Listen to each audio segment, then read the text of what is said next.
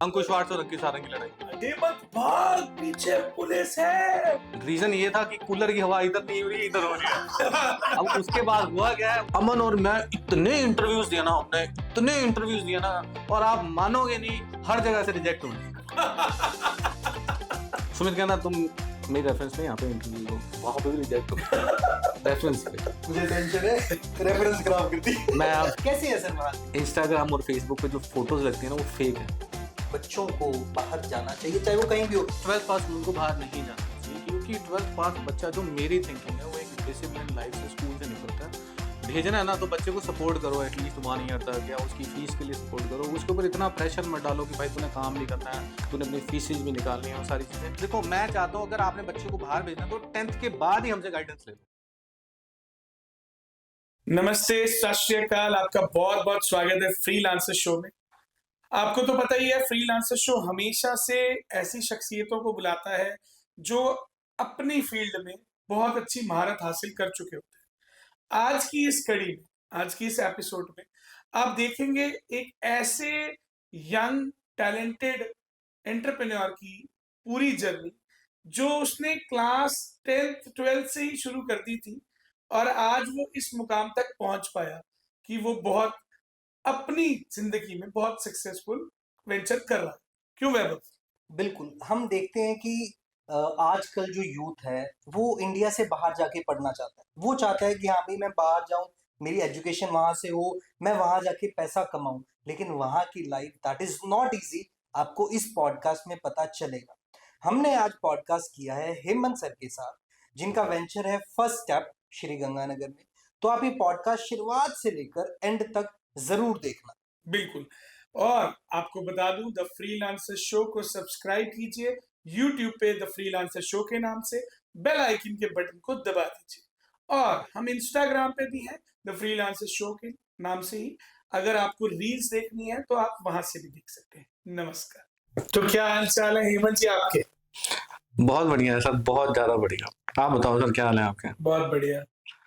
हमारे को 1 साल हो चुका है पॉडकास्ट को, तो आज आपका एनिवर्सरी स्पेशल पॉडकास्ट था हमारे अब साथ। मैंने रिसेंटली पहले ये सोचा ही था कि मैंने आज से पता नहीं 1-2 दिन पहले आपने डाली भी थी 1 ईयर का, तो मैंने सोचा था कि ये वाला पॉइंट जरूर रखूंगा कांग्रेचुलेशन करने के लिए। Thank so I you, thank you want to sir. Congratulation first of all कि आपने थैंक सर, यू और सो आप बहुत अच्छा काम कर रहे हैं। चलिए, थैंक यू सो मैं मच। काफी आपके जितने भी हैं recently I have seen you there also कि बहुत अच्छी कन्वर्सेशन है, और फॉलो मतलब व्यूअर्स भी अच्छे हैं आपके, अच्छा रिजल्ट कर रहे जेन्युइनली हैं। हमारी ये कोशिश रहती है, गंगानगर में जितने लोग, हर इंडस्ट्री, हर सेक्टर से जितने लोग अच्छी चीजें प्रमोट कर रहे हैं, अच्छी चीज लेके आ रहे हैं, तो उनको हम अपने शो पे लगाएं। एंड डेफिनेटली आप उनमें से एक हो, तो डेफिनेटली आज इसलिए हमने आपको इनवाइट किया है। मैं तो कहता हूँ सर, सोशल मीडिया का जो सही यूज है ना, वो यही है। Social Exactly. Media actual awareness के लिए बिल्कुल। I think. ये तो हम इंडिया में फोटोज वगैरह और सेल्फियां वगैरह का ट्रेंड जो बना हुआ है, अदरवाइज सोशल मीडिया तो अवेयरनेस के लिए आई थिंक। और बिल्कुल। मेरे ख्याल से पॉडकास्ट द बेस्ट सॉल्यूशन है, बेस्ट इस चीज के लिए, जो हम कोई भी चीज, किसी को नॉलेज देनी है, हाँ, कुछ तो करना है। मेरे हिसाब से द बेस्ट वे है यही चीज है। बिल्कुल। चलो हेमंत, स्टार्ट करते हैं। एक्चुअली मैं पॉडकास्ट व्यूअर्स को बता दूं, he is my school friend. तो हम स्टार्टिंग जो करेंगे वो हम करेंगे ही स्कूल से, स्कूल के दिनों से। मैं इसके साथ बाइक पे बैठ के जाता था। बहुत बात है, मतलब ठीक है। नहीं, लेट्स स्टार्ट। नहीं, स्कूल टाइम की बातें आप जब मैं से एक्चुअल में क्या है, देखो, मेरी जो एजुकेशन है एक्चुअल में, स्टार्टिंग में मैं पढ़ता था टाइनी टोट स्कूल में। टाइनी मैं टॉट्स। टाइनी टोट में मैं नर्सरी से लेके आई थिंक नर्सरी से लेके 8th तक मैं टाइनी टोट स्कूल में पढ़ा हूँ। बॉबी भैया हमारे प्रिंसिपल हुआ हाँ, करते थे, बॉबी। बड़ी कुटाई की उन्होंने भी हमारी बॉबी भैया ने। तो ठीक है ना, वो चीजें अच्छी भी थी उस टाइम के लिए। तो 8th तक मैं टाइनी टोट स्कूल के अंदर रहा हूँ। 8th के बाद 9th में जो 9th में मैंने फिर अपना चेंज किया था, then I joined Guru Harkishan public school. You तो मेट मी देयर। हाँ, मैं गुरु हरकिशन पब्लिक स्कूल में 9th में गया था। तो मुझे आज भी याद है वो दिन जब मैं 8th में था, तो मेरे टाइम टू स्कूल में परसेंटेज थे बहुत अच्छे। मतलब 8th में मेरे 85 परसेंटेज थे। क्या? तो तब मैं गुरु हरकिशन स्कूल के अंदर जब ज्वाइन करवाने गए, तो उनकी रिक्वायरमेंट थी हाँ, 60% मतलब अबव अब बच्चे को लेते हैं। क्राइटेरिया। तो हम 3 जने थे तब हम टाइम डॉट स्कूल में जिन्होंने हमने हरकिशन स्कूल जॉइन किया था। मैं, एक आकाश था, एक कैलाश था। परसेंटेज तीनों के ठीक थे लेकिन कैलाश को सेक्शन अलग मिल गया था। तो मैं जब 9th क्लास में आया तो गुरु हरकिशन स्कूल में तब एक्चुअल मुझे पता लगा कि लाइफ एक्चुअल में क्या होती है। तब उससे पहले तो मुझे ऐसे लगता था कि हम बड़े हुए ही नहीं हैं। जब टाइम डॉट स्कूल में थे तब वो टाइनी मतलब जो एक्चुअल में वही फील थी। हम छोटे अब गुरु हरकिशन स्कूल में जब आए तो हमें लगा कि यार कुछ बात है यार स्कूल के अंदर। You were in I guess A section में, बी सेक्शन में। मैं ए सेक्शन में था, हाँ, मैं मैं ए बी सेक्शन सेक्शन में, मैं आकाश और हम सारे ए सेक्शन में फिर थे। अपन कॉमर्स में अपन इकट्ठे हाँ, 9th में मेरे 8th में 87%, 9th में मेरे थे 48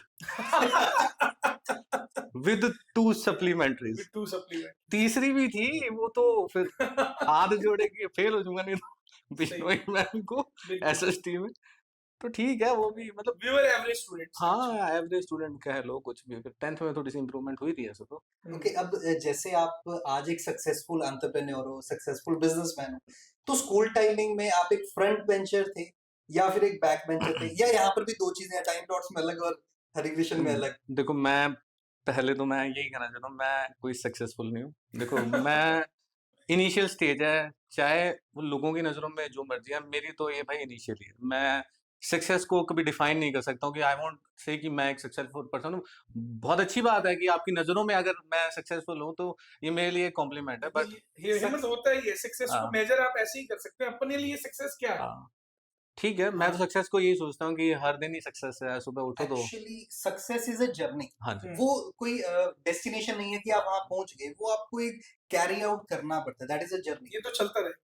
नहीं बिल्कुल सही बात है। चलो, अब वो दिन भी मुझे याद आ रहे हैं हिम्मत, क्योंकि अब बैठे हैं अपने पॉडकास्ट में, बैठे हैं आज ऑफिशियली अपने पॉडकास्ट कर रहे हैं। वो बाइक से लेके कार तक का सफर, है ना?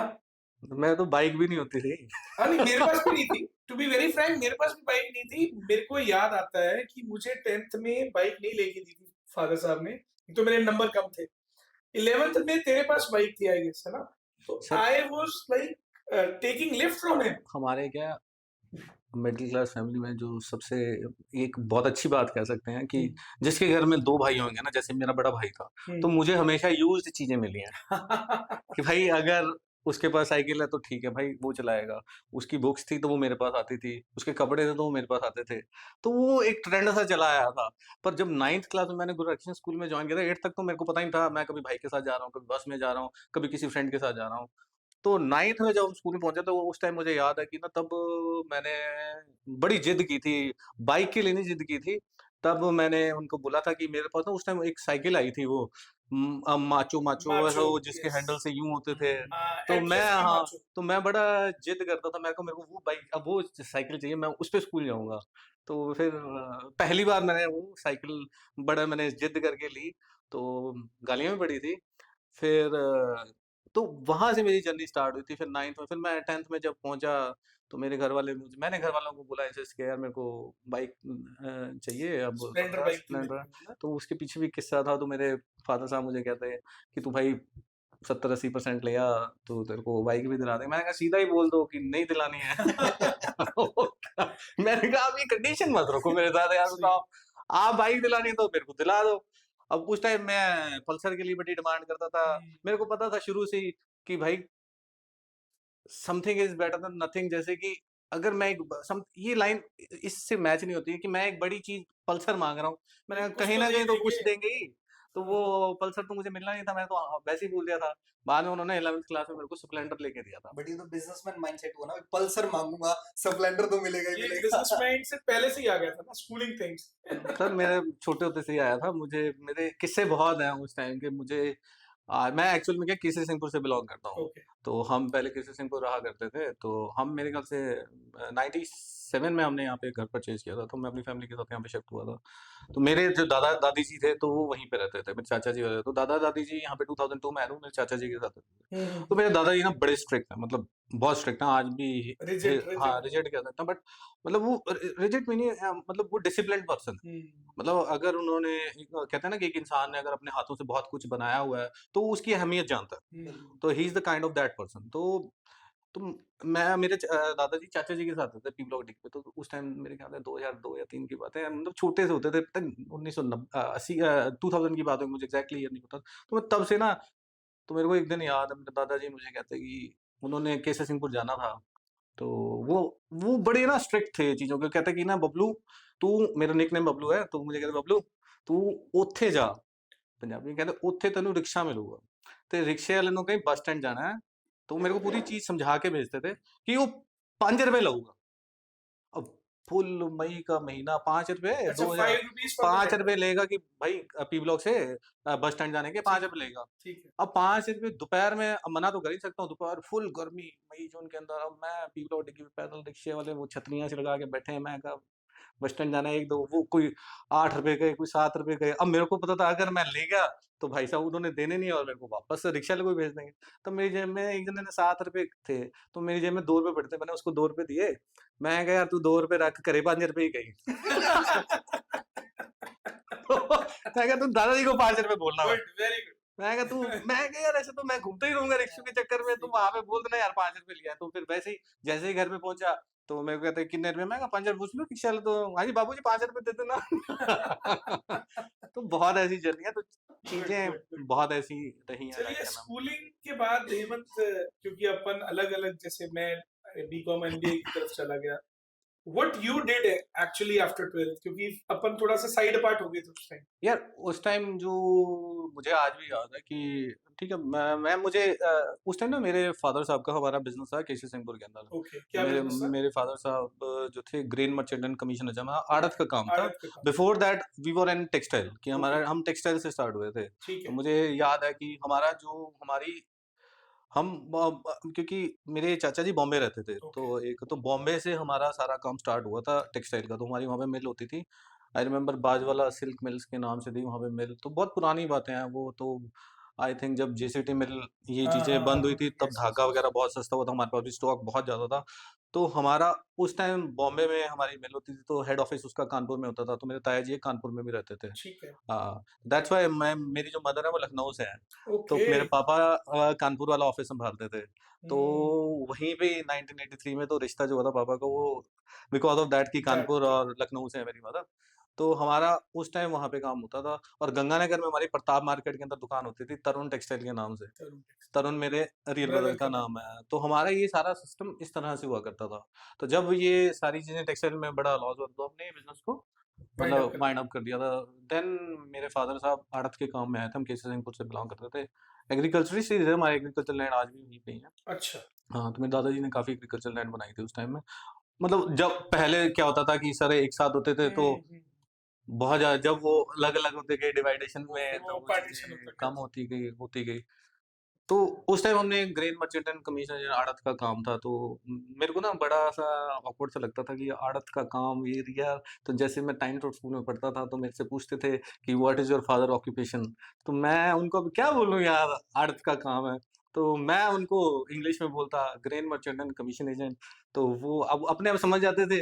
अब मैंने कहा यार आड़त तो यार क्या बोलूंगा, मेरे को नहीं समझ आता। अब जब मैं गुरु हरकृष्ण स्कूल में आया, तो वहां पे सिस्टम चेंज, ਤੇ मैं उनको मेरे फादर का ऑक्यूपेशन तो सारा कर सीधा कहना आड़ती ਦਾ ਮੁੰਡਾ तो मैं कहा यार, मतलब हाँ, यहाँ पे मतलब आड़त का मतलब, फिर मैं कहा यार मेरे फादर साहब आड़ती है। चेंज ऑफ तो फिर माइंडसेट। मेरे को ऐसे होता था कि बहुत बड़ा बिजनेस हर है जगह फिर। का इन्वायरमेंट अपना हाँ, अपना अलग।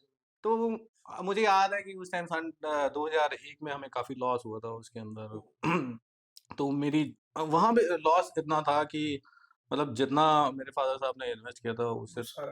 वो सारा ही खत्म हो गया था। तो चीजें मेरे सामने काफी हुई थी उस टाइम, तो उस टाइम मैं बड़े वो मैंने अप्स एंड डाउन देखे थे अपनी फैमिलीज के अंदर। हम्म तो मेरे फादर साहब फिर बड़े परेशान से रहते थे, तो तब हम्म मैं छोटा था, तो मैं चीजें बड़ी, तब मेरे अंदर ना एक मैं जैसे, मेरे को याद है हमारी स्कूल ट्रिप गई थी हम्म। 12th क्लास में, जब 11th में थे आई थिंक, हमारी स्कूल ट्रिप गई थी गुरु हरकृष्ण में।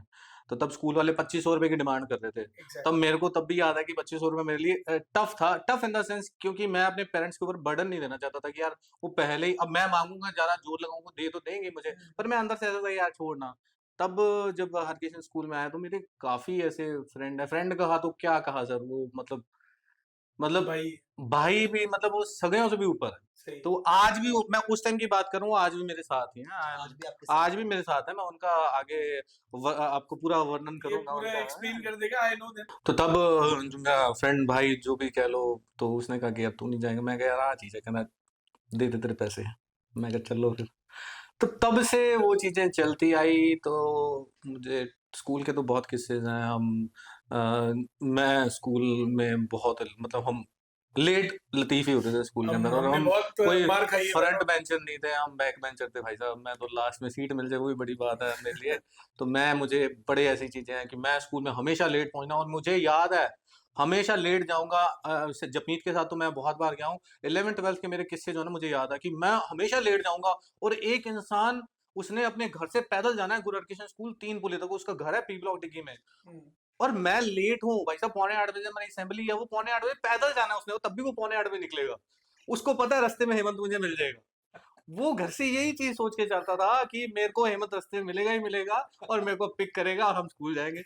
अमनदीप सिंह सैम्बी, सैम, सैम्पी ने हमेशा लेट जाना है, वो बस की पिछवा ही रहे हैं। और तब कौन सा हमारे पास मोबाइल फोन होते थे, मतलब अंदाजे से थे कि इथों ही जाना है तो इथों ही आऊगा। हम्म, मैं कहा ठीक है। तो हम, तो उस टाइम क्या होता था, तब स्कूल में लेट होते थे तो पीटीआई सर होते थे तब, सुखविंदर सुखविंदर सर। सर। तो हम तो लेट ही थे, पहले पीछे पता था, हमें पता है कि आज भाई साहब क्रॉस कंट्री तो लगनी है। क्रॉस कंट्री क्या होता था, वो जो 3 पुली की थी, जो 3 पुली की मतलब नहर थी एक, जो वहां से कोका लेके कोला फैक्ट्री तक जाते थे। करणपुर के वो फाटक तो तक, हमें सुबह करणपुर का यू जो टर्न में पूरा कोका कोला फैक्ट्री, कभी कभार पीछे तक वहां से टर्न लेके वापस भगाते बहुत हैं। भगाते थे, क्योंकि लेट आए हैं भाई साहब। हम्म, और कई बार तो मैं पहले बाइक ही उधर लगा देता था, मैं कहा भागना तो है ही है यहाँ से। तो मैं कहा मेरे को पता ही चीज तो होनी है फिर। तो मुझे फिर ठीक है वहाँ फिर। मुझे बातों से एक बात याद आई। एक बार हमारी जैसे हो जाती है उस टाइम, क्योंकि मेच्योर तो थे नहीं इतने, तो लड़ाई हुई थी हेमंत। 12th की बात है, किसी दूसरे स्कूल्स के लड़कों के साथ। जब अ, सुखविंदर मैम की ट्यूशन पे थे सुखविंदर अकाउंट्स की, मैम की ट्यूशन थी लड़ाई अकाउंट्स हुई थी की। अंकुश वाट्स की। और लड़ाई का रीजन देख लो। रीजन ये था कि कूलर की हवा इधर नहीं हो रही, इधर हो रही है। अब उसके बाद हुआ क्या है वो देख लो। उसके बाद कूलर की हवा इधर नहीं हो रही है उधर। हम 12th क्लास के गुरकिशन के, वो 12th क्लास के नौजगे के, सिर्फ कूलर की हवा इधर उधर नहीं हो रही। और मुझे याद है वैभव, अंकुश वाट्स और अंकित सारंग की लड़ाई थी। अंकित सारन था और अंकुश वाट्स था। हनुमान मंदिर के पीछे की ये सारी इंसिडेंट था। 2-3 स्कूलों के बच्चे आ रखे थे, उनके हाथ में पंच वगैरह बहुत कुछ, मतलब इट वाज अ, वो कहते हैं ना ब्लंडर फाइट जिसको, वो थी। और मेरी मेरी मेरी मेरे को क्यों याद आ रही है वो वाली बात, क्योंकि हेमंत था उस टाइम सुखाड़िया सर्कल पे, पुलिस आ गई। पुलिस पकड़े हुए है, पुलिस ने पहले ही पुलिस पकड़ा हुआ है। ने सायरन जैसे ही बजा, मैं भागा, मेरे पास उस टाइम स्प्लेंडर था, मैं भागा, ही वॉज एट सुखाड़े सर्कल।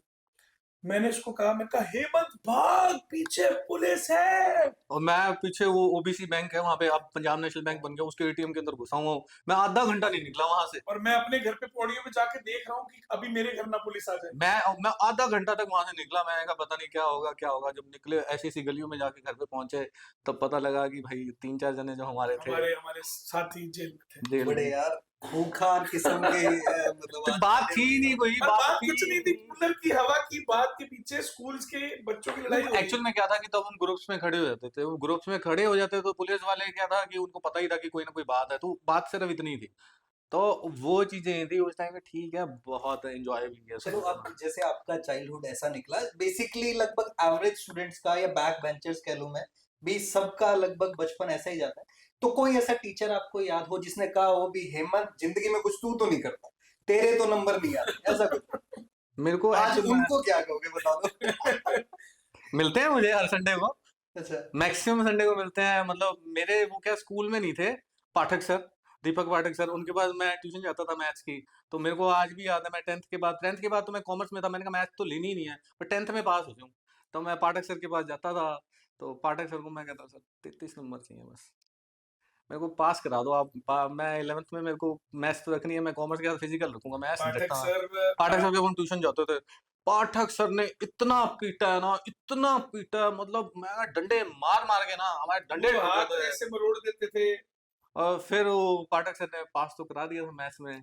तो वो कहते हैं कि हेमंत 4 क्वेश्चन है बस, यही कर लो। तो हमने किए थे। फिर पाठक सर आज भी, मैं जब संडे को हम जाते हैं तो मेरे को मिलते हैं मामा टीचर में काफी बिल्कुल बार। बिल्कुल पाठक अब सर। इससे बड़ी बात क्या हो सकती है कि पाठक सर का एक दिन मेरे पास फोन आया, कहते हेमंत आजकल पाठक सर पहले बिहारी चिल्ड्रन अकेडमी में प्रिंसिपल प्रिंसिपल। थे, तो आज कल उन्होंने अपना स्कूल खोल लिया है गढ़सिंहपुर में गोल्डन खुद। पब्लिक स्कूल है गढ़सिंहपुर। हाँ, तो पाठक सर का फोन आया, कहते कि हेमंत अपने ऑफिस का सेमिनार लगाना है। इससे बड़ी बात क्या हो सकती है कि मेरे को कहा गया स्कूल में सेमिनार लगाना है।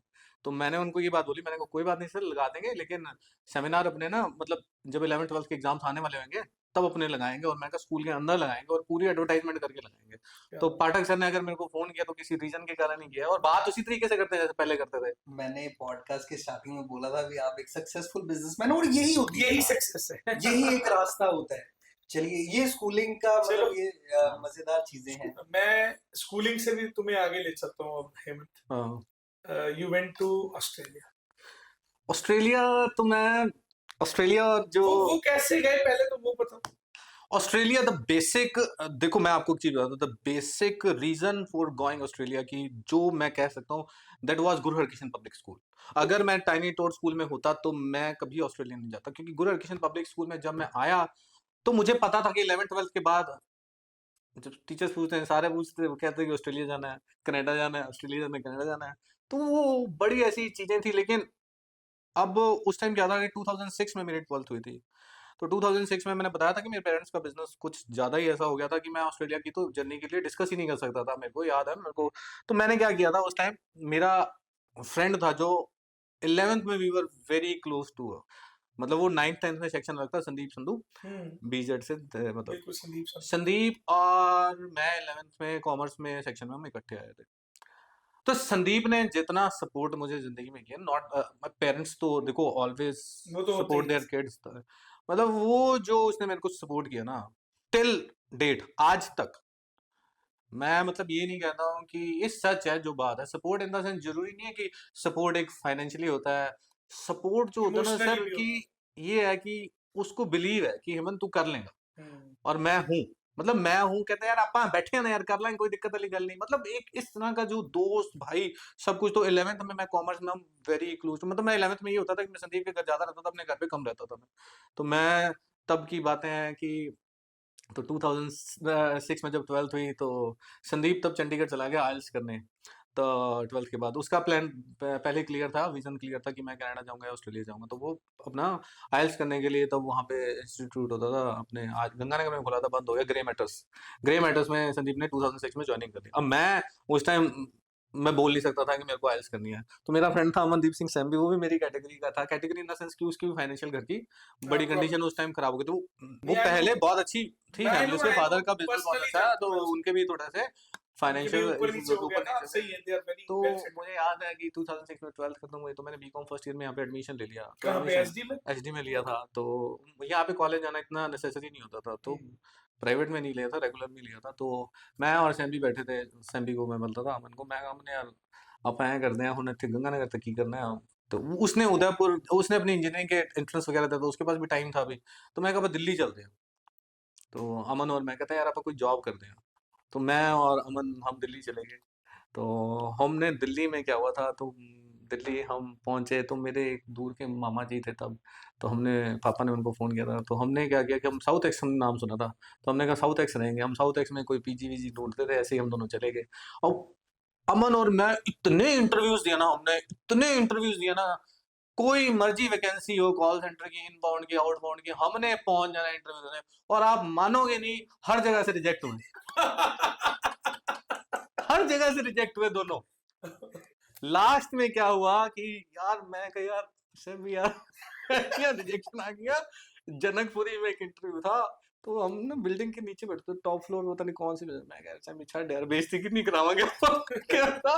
तो उसकी वर्डिंग थी, कहता यार हेमंत एक गल दस, बात बहुत सही कही उसने, कहता क्या हो जाएगा, ज्यादा से ज्यादा ना करेंगे गोली थोड़ी मार देंगे। सही है। मैं कहा चल सही बात है यार, गोली थोड़ी मार देंगे, ज्यादा ज्यादा ना ही कर देंगे, ना करने में क्या हो जाए, हमारा कॉन्फिडेंस तो बढ़ ही रहा है ना।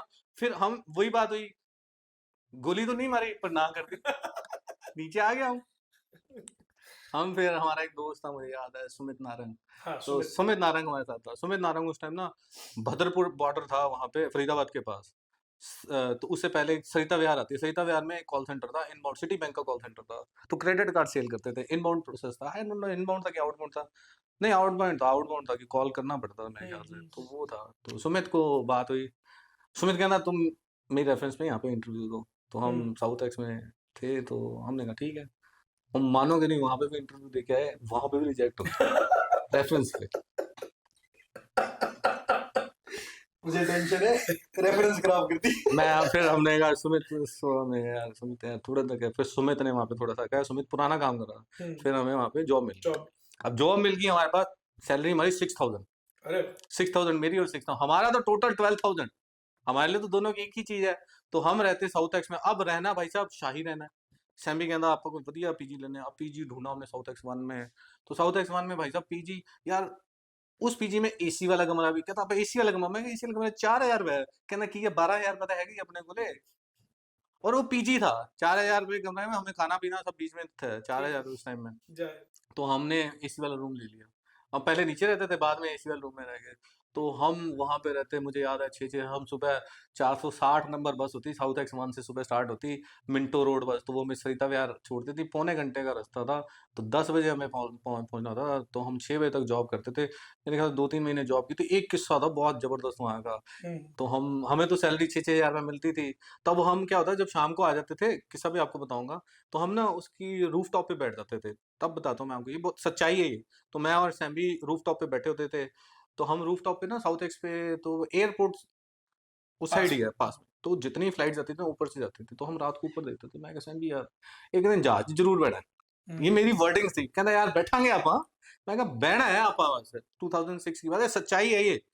तो कहता ठीक है जी, हम ऐसे बातें बहुत करते थे। तो एक और जो किस्सा मैं बताता हूँ, एक बार किस्सा क्या था, मैं और सैम भी जॉब पे चले गए। अब ना मैंने कभी सैमी से पूछा कि भाई तेरे पास पैसे हैं, ना मैंने पूछा, तो हम भाई वापसी हमने बस पे ही आना है। तो वहाँ पे 2 बसें होती थी, एक डीटीसी की दिल्ली वाले की, एक प्राइवेट बसें होती थी।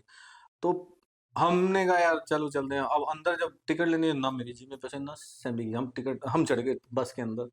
अब पैसे, मैं कहा टिकट तू ले, लेकिन मेरे को पैसे ही नहीं है, मैं कहा मेरे को भी पैसे नहीं है। अब दिल्ली में उस टाइम क्या रूल था, अगर प्राइवेट बस में देते ना, तो वो ये कहते थे कि अगर आपने नेक्स्ट स्टॉप पे उतरना है तो फ्री है। मतलब अब आप next एक stop पे स्टॉप से बस- नेक्स्ट स्टॉप जो भी है, अगर आप उतरोगे ना तो फ्री है, उसके लिए पैसे नहीं, क्या जी नेक्स्ट स्टॉप पे उतरना है। तो हम ऐसे करके ना, जो हमारा पौने घंटे का रास्ता ना, हम नेक्स्ट स्टॉप करके ना 2.5 घंटे में घर पहुंचे रात को, क्योंकि हमारे पैसे ही नहीं थे। ऐसे नहीं, क्या बात है, ये भी जुगाड़ है एक तरह का। हम 2.5 घंटे में पहुंचे दोनों। तो मैं ठीक है, फिर वहाँ पे 2-2.5 महीने जॉब की, फिर अमनदीप का इंजीनियरिंग में सिलेक्शन हो गया था, फिर वो उदयपुर चला गया, उदयपुर से वो इंजीनियरिंग, फिर मैं वापस गंगानगर आ गया, मैंने बीकॉम के एग्जाम दिए, फिर यहाँ पे भी मैंने जॉब की। मैं यहाँ पे मैंने जॉब की गंगानगर के अंदर, मैं करता था जॉब रिलायंस वेब वर्ल्ड पे। रिलायंस वेब वर्ल्ड एक तो वो सुखाड़ी सर्कल पे होता था, मैं वहां पे नहीं, एक रिलायंस वेब वर्ल्ड खुला था यहाँ पे, जो वो नहीं है, क्या नाम है, चंद्रलोक ढाबा, उससे पहले एक ढाबा होता था, वो नाम नहीं भूल गया मैं, उसके साथ जो बैंड बॉस ड्राई क्लीनर है उसके बिल्कुल साथ होता था, उन्होंने रिलायंस वेब वर्ल्ड खोला था। तो वो सागर कम्युनिकेशन वाला होगा था, सागर टेलीकॉम जो कॉर्नर पे था, उनका था वो। तो मैं वहाँ पे जॉब की, मेरी वहाँ पे सैलरी थी 2500, क्या बात, तो 2500 सैलरी, मैंने वहाँ पे 6 महीने जॉब की है। तो मैं वहाँ पे, लैंडलाइन दिखते होते थे हाँ उसमें। उनके बिलिंग्स वगैरह सारी चीजें होती थी वेब वर्ल्ड पे, तो मैंने वहाँ पे भी जॉब की थी। तो वो भी मेरी बहुत ये इंटरेस्टिंग है। कब तक सिलसिला चला, मतलब ये 2006-07 तक चला? ये 7 तक मैंने की थी, फिर 7 में फिर जब मैंने संदीप को बोली थी ये बात कि यार तू ऑस्ट्रेलिया, संदीप का तब ऑस्ट्रेलिया का वीजा आने वाला था। निकल गया था ना संदीप? संदीप नहीं 2008 में गया था संदीप, मुझे I remember the date also, जनवरी में, एग्जैक्ट डेट नहीं पता, जनवरी 2008 में वो He Australia. went to Australia in January 2008. तो मैंने ऑस्ट्रेलिया के लिए, तब क्या उनके बड़े भाई साहब थे जयदीप संधू, तो हाँ जी। उनका काम था निर्माण इंस्टीट्यूट के नाम से जो हाँ। था, तो एल ब्लॉक में। तो वहाँ पे संदीप की फाइल लगी थी, तो मैंने संदीप को तब बोला था, मैंने कहा ऑस्ट्रेलिया जाना है, तो मैंने अपने पेरेंट्स से भी बात की थी। तो मैंने तब अपनी, सबसे पहले मैंने दादी जी को बुलाया 2007 में, कि मैंने कहा कि ना ऐसे ऐसे करके ऑस्ट्रेलिया जाना है, पैसे पूसे दिखाने पड़ते हैं जी। तो वो तो कहते कितने, मैंने कहा 15-20 लाख रुपए शो करना पड़ता है। तो उस टाइम डॉलर का रेट कम था, तो मेरे ख्याल से 15-1 लाख रुपए शो करना था। तो अब दादी मेरे को कहती मैं तो दादाजी से बात करूंगा, मैं पापा को तो ये चीजें बोल नहीं सकता था।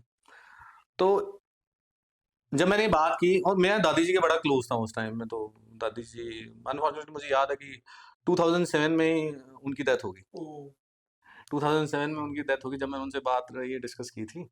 तो उसके बाद अब मेरे पास एक बार तो मैंने कहा यार अब तो मैं किसी क्योंकि Drop दादाजी कर के दो, सामने drop मैं कर दो। बात नहीं करता था, क्योंकि वो हमेशा मुझे ऐसे ही देखते थे, इसने कुछ नहीं करना, इसने कुछ नहीं करना, वो मतलब ठीक है ना वो। आज दादाजी क्या कहते हैं?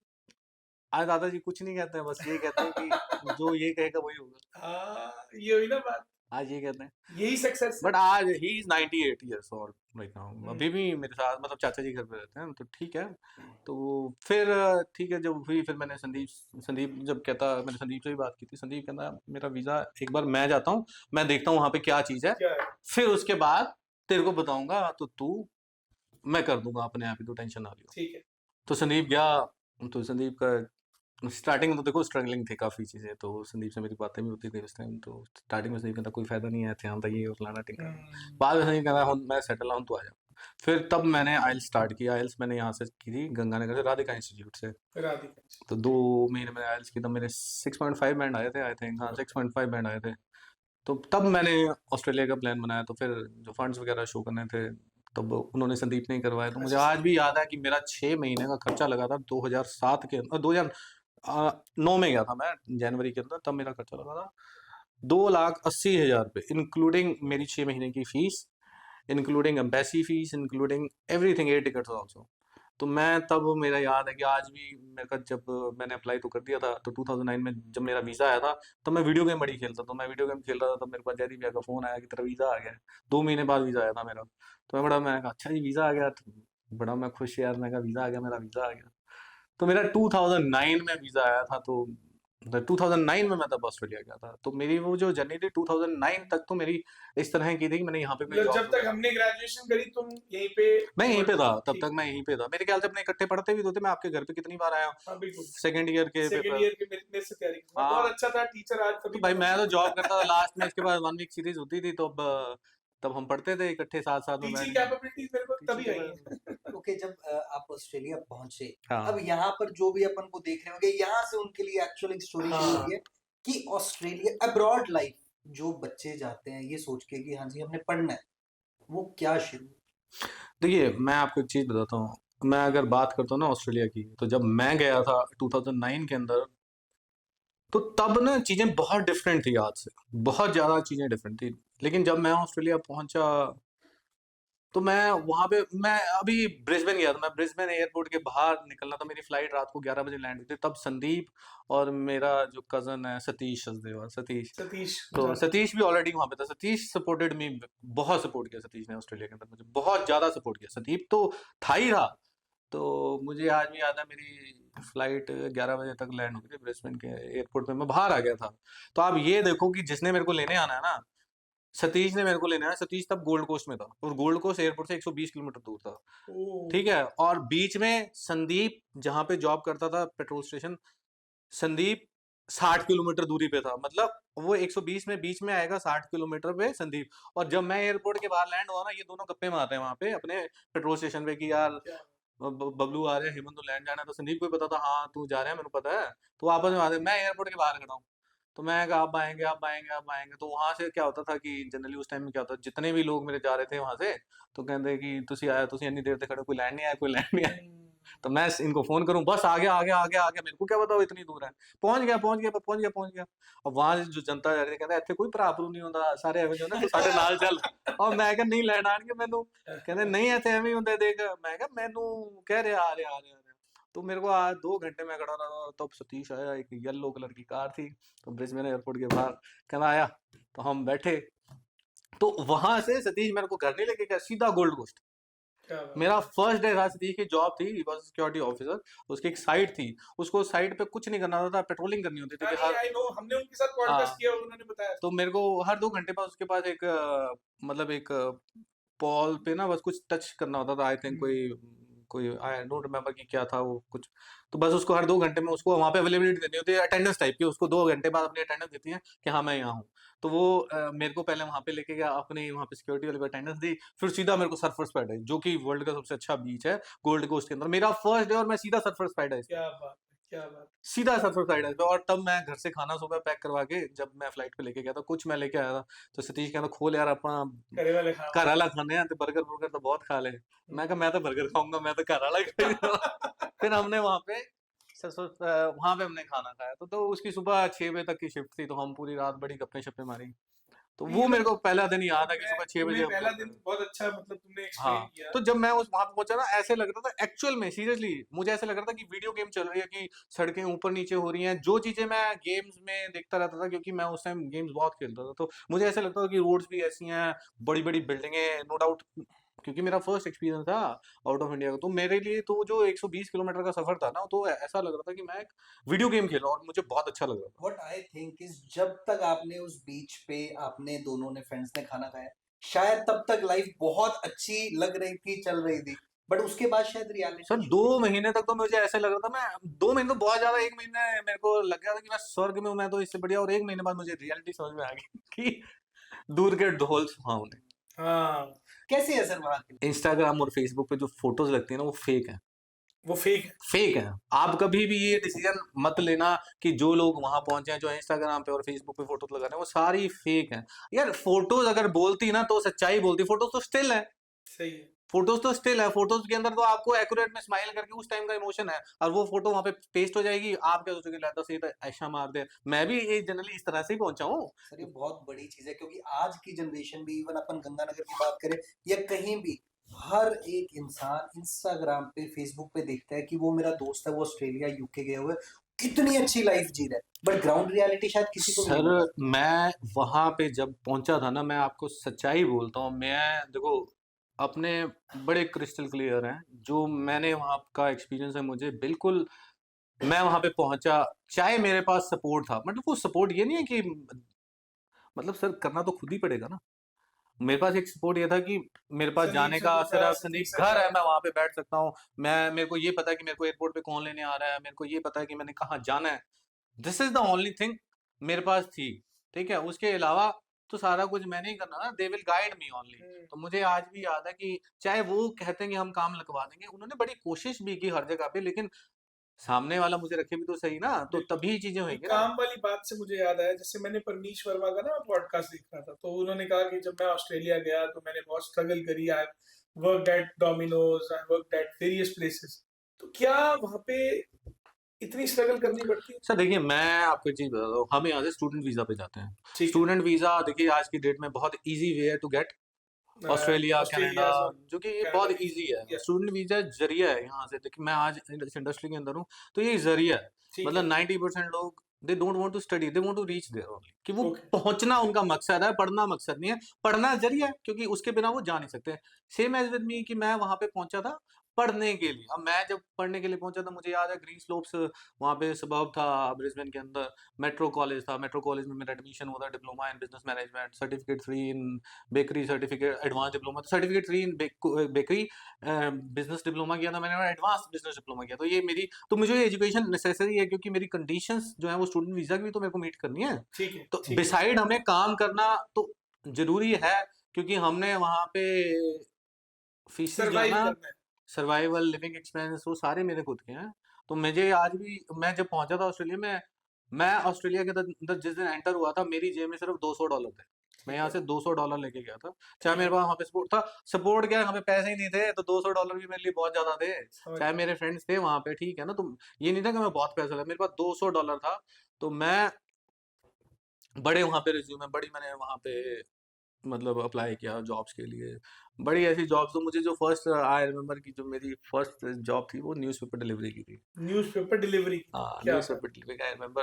तो वो न्यूज़पेपर डिलीवरी ऐसे नहीं है कि इंडिया की तरह की हमें कोई, न्यूज़पेपर डिलीवरी के लिए भी हमें कार चाहिए होती थी। तो ओके। तब हाँ, कार चाहिए होती थी। तो तब सतीश और ये संदीप मेरे जो फ्रेंड्स थे, ये मेरे ये चीज़ का थोड़ा सा सपोर्ट था कि मैं वहाँ पे पहुँचा। अब मेरे को काम करने के लिए, अब वो जॉब ऐसे नहीं थी कि वो 2 घंटे की जॉब थी। वो जॉब बड़ी, मतलब ऐसे कॉम्प्लिकेटेड कह सकते कॉम्प्लिकेटेड क्या, कि मुझे एक मेरा फ्रेंड भी याद है, बलदीप सना, वो यहाँ से एक सीसी गाँव है हैं। यहाँ जानता पे, हूँ। बलदीप, और बलदीप भी मेरे पास ही आया था। बलदीप मेरा फ्रेंड है, देवेंद्र सिंह माना, तो उसका रवाना कज़न को था। भी जानता तो वो बलदीप मेरे पास आया था, इवन बलदीप को मैं एयरपोर्ट लेने गया, तो हमारा कॉलेज वगैरह सेम था। वो अप्रैल में गया था, मैं मार्च में पहुंचा था, मेरे से 1 महीने बाद पहुंचा था। तो हमने, जब हम रहते इकट्ठे थे मैं और बलदीप, तो हम बाद में सतीश के साथ, मैं सतीश के साथ रहता था, तो हम एक घर के अंदर 5 जने रहते थे। तो घर बहुत बड़ा था, बहुत अच्छा घर था, बहुत अच्छा घर। तो हम, मेरी जो फर्स्ट जॉब थी डिलीवरी, इसकी न्यूज़पेपर डिलीवरी की, तो मुझे याद है मैं सुबह 3 बजे उठता था। सुबह मैं 3 बजे उठता था, तो तब मैं अपने, क्योंकि वहाँ पे डिलीवरी क्या करनी थी, ऑड एंड इवन के हाउसेज होते हैं कि हमें क्या होता था पहले तो सुबह सारे जो न्यूज़पेपर थे न्यूज़पेपर पूरे को को कलेक्ट करना कलेक्ट है, करके उसके अंदर जितने भी मैगजीन्स वगैरह जो आते थे, जो भी मेरे ख्याल से जो भी थे वो सारा ना हमें इकट्ठा डे टू डे करके, इकट्ठा करना होता तो वो हमें क्या करना था, इकट्ठे उठा के हमें एक लोकेशन जो हमें हमें हमारा मैप दिया गया था कि आपने इस स्ट्रीट्स पे देने हैं। तो मैं और बलदीप दोनों सुबह लगे होते, तो हम वहाँ पे 4 बजे पहुँचते। मुझे याद है कि हम एक कार रखते, तो कार में से पीछे डिक्की में से निकालते, फिर इस हाथ पे मैं लेके मैं पूरा ओल्ड वाली साइड अपने बल्दीप इवन वाली साइड फिर जहाँ पे खत्म होता, फिर हम वापस आते, फिर गाड़ी को आगे लेके जाते। तो हम ऐसे करके हम 2 घंटे, स्टार्टिंग मेरी जॉब्स थी, तो मेरे ऐसे-ऐसे करके मेरे को क्या हुआ, फिर धीरे-धीरे मेरे को एक इटालियन रेस्टोरेंट में जॉब मिली। अब इटालियन रेस्टोरेंट में जॉब में कोई शेफ़ तो लगा नहीं था, वहाँ पे मेरे को एज़ अ डिश वॉशर रखा गया। है। ओके, तो मैंने यू कहा वर्कड एज़ अ डिशवॉशर। हाँ, मतलब आप एक रियलिटी दिखा रहे हो हाँ, तो उसमें। मैं डिश वॉशर भी रहा वहाँ पे। ये इनिशियल स्टेज है, इनिशियल स्टेज मेरी। तो इनिशियल स्टेज के बाद उसके बाद मैंने डोमिनोज़ की डिलीवरीज़ भी की। तो ये मेरा ना आफ्टर 3 और 4 मंथ्स मेरा एक दिन का जो रूटीन था ना, वो मैं आपको बताता हूँ मेरा रूटीन क्या था। क्योंकि सर सर्वाइवल के लिए हमें पैसा चाहिए, और करना सबसे बड़ी करना बात है होता ना, जो एक्सपीरियंस है ना वहाँ पे, वो प्रैक्टिकल एक्सपीरियंस है। यहाँ पे क्या है, यहाँ पे वो प्रैक्टिकल लाइफ़ नहीं है। यहाँ पे हमने एडमिशन ले लिया, तो हमारे बड़ी चीज़ें यहाँ पे जो है ना, सारी चीज़ें सेट हैं ऑलरेडी कि कॉलेज में बच्चा आ जाएगा, बच्चे की फीसें घर से आनी है, भाई साहब हर महीने के जो लिविंग एक्सपेंस है वो घर से आने हैं, फिर दिवाली की छुट्टियाँ होनी है या कोई भी छुट्टियाँ होनी है, बच्चे ने घर पे वापस आना है। वो एग्ज़ैक्टली, चीज़ें वहाँ पे नहीं थी, और ये बहुत अच्छी बात है। अगर ये कहते हैं ना कि जो चीज़ें नहीं थी ना, वही चीज़ें तो हमें ऊपर वापस कर रही सीखने थी, को वही सीखने के लिए मिली। तो मेरा एक दिन का रूटीन था, हम 3 बजे जब उठते थे, तो मैं और बलदीप जाते थे, तो मैं 2 घंटे डिलीवरीज़ करके हमें 5:30 बजे 6 बजे वापस आना। तो एक दिन बड़ा वर्स्ट डे था मेरा ऑस्ट्रेलिया के अंदर। तो मैं और बलदीप डिलीवरी, वो वहाँ पे क्या था ना, सड़कें यूँ ही होती थी काफ़ी जगह पे। तो हम सुबह 3 बजे जॉब कर रहे हैं, हम अपनी उधर लगा, फिर वापस आके गाड़ी मैं स्टार्ट करता, फिर मैं गाड़ी आगे लेके जाता। तो ना तब ना सतीश की जो कार थी ना सतीश की, वो ऑटोमेटिक कार थी, टोयोटा कैमरी की, मुझे याद है। तो हम ना जब एक स्लोप पे ना, हमने काफ़ी देर रोज़ ही ऐसे था, एक स्लोप पे ना गाड़ी खड़ी कर दी मैंने। तो मैंने क्या, हैंड ब्रेक लगाना भूल गया, और ऑटोमेटिक में पी पे छोड़ना भूल गया पार्किंग पे। मैंने एन पे कर दिया। अब एन पे जब किया, हम अपनी न्यूज़पेपर लगे हुए डिलीवरी पे आगे, तो थोड़ी देर बलजीत ने कहा, यार कार पीछे जा रही है। और मैं, कार पीछे जा रही है, कार ऐसे स्लो पे पीछे, तो सुबह के 4-5 बजे वो एक गाड़ी के अंदर लगी थॉट सुबह ही। और मैंने कहा ये तो सारी कमाई अपनी चली गई। और वहाँ पे तो मैं कहा, बलदीप छੱਡ तू अखबार, हम बैठ कर भजिए। बलदीप तो छोड़, मैं कहा बलदीप तू पैदल ही भज। बलदीप को मैंने पैदल ही भगा, मैं कहा तू पैदल, मैं कार लेके आना। अब कार जो, अब वो एन पे मैं स्टार्ट हो रहा हूँ, मेरे को दिमाग ना चलेगी, वो स्टार्ट ही नहीं हो रही है। अब दिमाग में मैं कहा, यार ये पंगा पड़ेगा, मैं बाहर ही ना आ जाए, बाहर ही ना आ जाए, तो ये तो काम खराब हो जाए। तो फिर मेरे को फटाफट मैंने कहा ये एन पे है, मैंने पी पे किया, पार्किंग पे स्टार्ट हुई, हम डी पे गए, आगे मैं बलदीप जहाँ भाग रहा, मैं बह यार चलिए, फिर हम चले गए वहाँ पे। तो वो मतलब कुछ कुछ हुआ हुआ तो नहीं, नहीं कुछ उसके नहीं बाद? हुआ। नेक्स्ट डे तक हम, चलो, फिर हमने नेक्स्ट डे अपनी जो हमारा जो था, ये कहते हैं, जो हमें न्यूज़पेपर का, हमने कहा यार वो स्ट्रीट में ना कुत्ते बहुत हैं, डॉग्स बहुत हैं, भौंकते हैं, बाहर तो नहीं, हमने उधर नहीं जाना, हमें दूसरा लोकेशन दे दो। हमने तो बहाना मार नहीं था। फिर हमने दूसरी लोकेशन मिली, तो हम सुबह 3 बजे से लेके 5:30 बजे तक हम डिलीवरीज़ करते थे न्यूज़पेपर की। 5:30 6 बजे मुझे यहाँ पे घर पे पहुँचना ज़रूरी होता था। 6 से 6:30 के बीच में मैं अपना जो मैंने ब्रेकफ़ास्ट करना खुद ही बनाना, ज़्यादातर मैं वहाँ पे ब्रेड ऑमलेट या बस दूध बनाया, तो 6:30 बजे मेरे को घर से निकलना था एनी हाउ। तब मेरे को कार वहाँ पे रखनी है, और एनी हाउ मेरे को 6:30 बजे निकलना है, क्योंकि 7:30 बजे मेरी बस है। और 7:30 बजे मेरी ट्रेन है। ट्रेन स्टेशन जो है घर से वो 1.5 किलोमीटर की दूरी पे है, और 6:30 बजे मैं निकलूँगा, तब जाके मैं 7:15 बजे वहाँ पे पहुँचूँगा। और 7:25 की मेरे को ट्रेन लेनी बहुत ज़रूरी है, क्योंकि वो मुझे 8:15 पे बस स्टॉप पे उतारेगी, जो ट्रेन स्टेशन पे उतारेगी, वहाँ से मेरे को 5 मिनट में बस मिलेगी 8:15 पे, जो मेरे को 8:30 पे मेरे को अपने कॉलेज के बाहर उतारेगी। हाँ, और 8:30 पे मेरे को अटेंडेंस लगानी ज़रूरी है, अदरवाइज़ मेरा एब्सेंट लग जाएगा।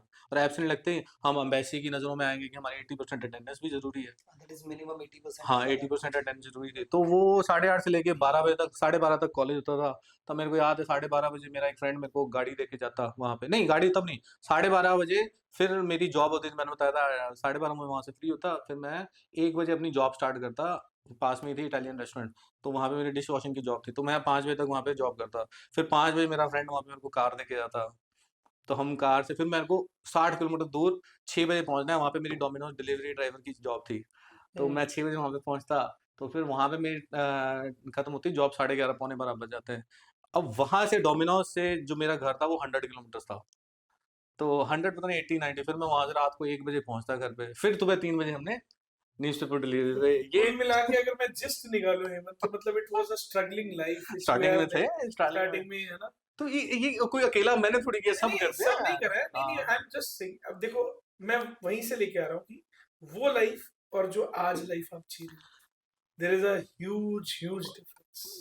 सर वो भी उस कह रहे हैं ना वो कि जरूरी थी। वो भी अगर वो ना जीते तो आज ये ना होती। यहाँ से एक क्वेश्चन मैं आपसे पूछता हूँ, आज के टाइम पे जितने भी बच्चे हैं, जितने भी यंगस्टर्स हैं, आपको क्या लगता है, अकॉर्डिंग टू योर एक्सपीरियंस, बच्चों को बाहर जाना चाहिए, चाहे वो कहीं भी हो, पुणे, मुंबई, मतलब आउट ऑफ ओवरसीज? गंगानगर जाना चाहिए या ओवरसीज जाना चाहिए, तो क्यों?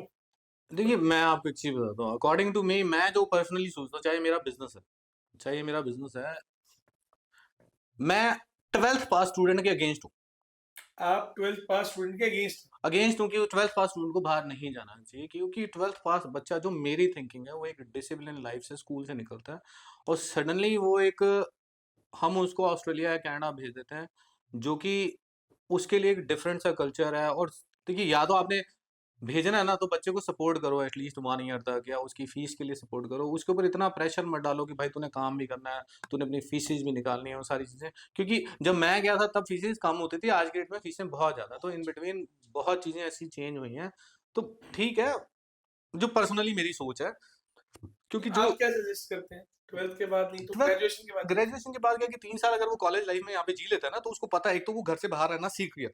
ठीक है, मैं कहता हूँ, ये भी नहीं कहता हूँ कि वो 3 साल ग्रेजुएशन गंगानगर से करे, मैं कहता वो हूँ कहीं दिल्ली से से भी करे, करे, बाहर जाके चंडीगढ़ कहीं से करे, DU से चला जाए। उसको एक एक्सपीरियंस तो हो ना कि घर से बाहर से रहने का। बट कहीं ना कहीं ऐसा पॉइंट नहीं है कि जैसे अगर आप बाहर गए, जब आपको अपने लिविंग एक्सपेंसेस, अपनी फीस खुद पे करनी पड़ी, तो शायद वो एक रिस्पॉन्सिबिलिटीज का पार्ट था जो आज यहाँ पर आप सक्सेस हो। अगर उस टाइम की बात करूँ तो हमारी जो फीस थी सर, मैंने आपको एक चीज़ बताई थी, मेरी $6600 6 महीने की फीस है। आज के अंदर 6 महीने की फीस पता है कितनी है सर? कितनी? आज के अंदर 6 महीने की फीस आ रही है कम से कम 12 से $13,000, $15,000, 6 महीने की फीसें। बहुत डिफरेंस तो है। आप ये देखो ना कि बच्चा वहाँ पे, अगर मैं कहता हूँ ना कि या तो आप 1 ईयर तक बच्चे को सपोर्ट तो करो, ताकि उसके ऊपर ये प्रेशर तो ना रहे कि मेरे को और ये भी तो चीज़ है कि सर, जिस दिन बच्चा ऑस्ट्रेलिया पहुँचेगा, तो कौन सा उसको फर्स्ट डे से जॉब मिल जाएगी। एग्जैक्ट, उसको 1-2 उसको महीने सर्च तो करना 2 पड़ेगा। महीने तक तो यही पता नहीं लगता कि मैं आया कहाँ हूँ, क्या करना है, कैसे करना है। और उसके बाद पीछे तो 4 महीने रह गए ना, 4 महीने बाद तो उसको अपनी फीस ही भरनी है। एग्जैक्ट, तो एटलीस्ट 1 ईयर तक बच्चे को सपोर्ट करो, अकॉर्डिंग टू मी, कि 1 ईयर तक बच्चे की फीस, क्योंकि 1 ईयर के बाद बच्चे को जो लिविंग एक्सपेंसेस है ना, वो बच्चा, क्योंकि उसने अपने अपने आप ईयर करने लग जाए। लिविंग एक्सपेंस भी निकालने होते हैं, अपनी फीसेस भी निकालनी है। तो ये नहीं है कि, और ऊपर से ये चीजें थोड़ी है, ऑस्ट्रेलियन गवर्नमेंट की भी तो कंडीशंस हैं। वो कहते हैं कि 20 20 घंटे घंटे से से ज्यादा हम हाँ। काम नहीं कर सकते हैं। अब थोड़ी सी चीजें चेंज हो गई हैं, सुनने में सेम रहेंगी। उन्होंने 40 घंटे कर दिया फोर्टनाइटली। फोर्टनाइटली मीन्स हाँ, 15 15 दिन, दिनों बाद। 15 दिनों में। तो वो आप ये सोचो कि 20 घंटे पहले हफ्ते में था, अब 2 हफ्ते में 40 घंटे हो गया, दैट्स द सेम थिंग। नहीं, सेम थिंग नहीं है। पहले क्या होता था, हमें एक ही हफ्ते में 20 घंटे करना था और नेक्स्ट हफ्ते में 20। अब वो कहते हैं कि आप अपनी अवेलेबिलिटी के हिसाब से पहले हफ्ते में भी पूरा 40 घंटे काम कर सकते हो। इससे क्या है कि हमारी अवेलेबिलिटी ज़्यादा हो जाती है, कहीं पे भी जॉब करने जाते हैं तो हमें पता है कि हमें इस दिन अवेलेबल है फुल टाइम के लिए। अब नेक्स्ट डे, फिर next month, next week free हो जाओ। तो ये चीज़ें हैं, पहले हम 20 घंटे में 4-4 घंटे कौन शिफ्ट देगा, कोई देता ही नहीं था। तो काफ़ी ऐसी चीज़ें हुई कितने हैं। साल रहे ऑस्ट्रेलिया? मैं 2009 में गया था और 2009, 10, 11 के एंड में आ गया था, ऑलमोस्ट 3 टू 11, पता नहीं 12th के स्टार्टिंग में आया था, तो मैं 12th के 3 स्टार्टिंग में। Years you spend your life at Australia. हाँ, तो वो 3। संधू साहब आ गए थे उस टाइम? संदीप? संदीप मेरे साथ, मैं संदीप, हम मिलते थे काफ़ी, पर संदीप वहाँ पे, जब मैं गया था संदीप 2009 के एंड में, पता नहीं 10th के स्टार्टिंग में आ गया था। अच्छा, तो संदीप संदीप ने पहले अपना आए। डिसीजन ले लिया था कि मैं और नहीं रहूँगा यहाँ पे, कि मैं वापस जाऊँगा। वो उसका पर्सनल डिसीजन था, ठीक है, तो वो यहाँ पे आके आ गया था। फिर आप इंडिया आ गए वापस। इंडिया तो आ ही गया था मैं। उससे जो वो जनरली ऑस्ट्रेलिया की चीज़ें तो बहुत हैं। तो इंडिया तो मैं जब आया था, तब भी मैं ऑस्ट्रेलिया से इंडिया पहले आया था मैं एक बार इन बिटवीन। अच्छा, बीच में एक बार वैसे विजिट करने आए? तो मैं, मेरे को याद है कि मैं पहले, मेरे ब्रदर की मैरिज थी 2000। अच्छा, तरुण की। तो उससे पहले क्या हुआ था कि जहाँ पे मैं जॉब करता था डोमिनोज के, तो वहाँ का भी एक बहुत अच्छा किस्सा है। हाँ हाँ, सुनाओ। बहुत ही बढ़िया किस्सा है वहाँ पे, जो मैंने आपको अपनी पर्सनल लाइफ बताई है जिंदगी की। वो मतलब इस तरह नहीं सी था कि ये स्ट्रगलिंग डेज मेरे 6 महीने 4 महीने तक रहे हैं।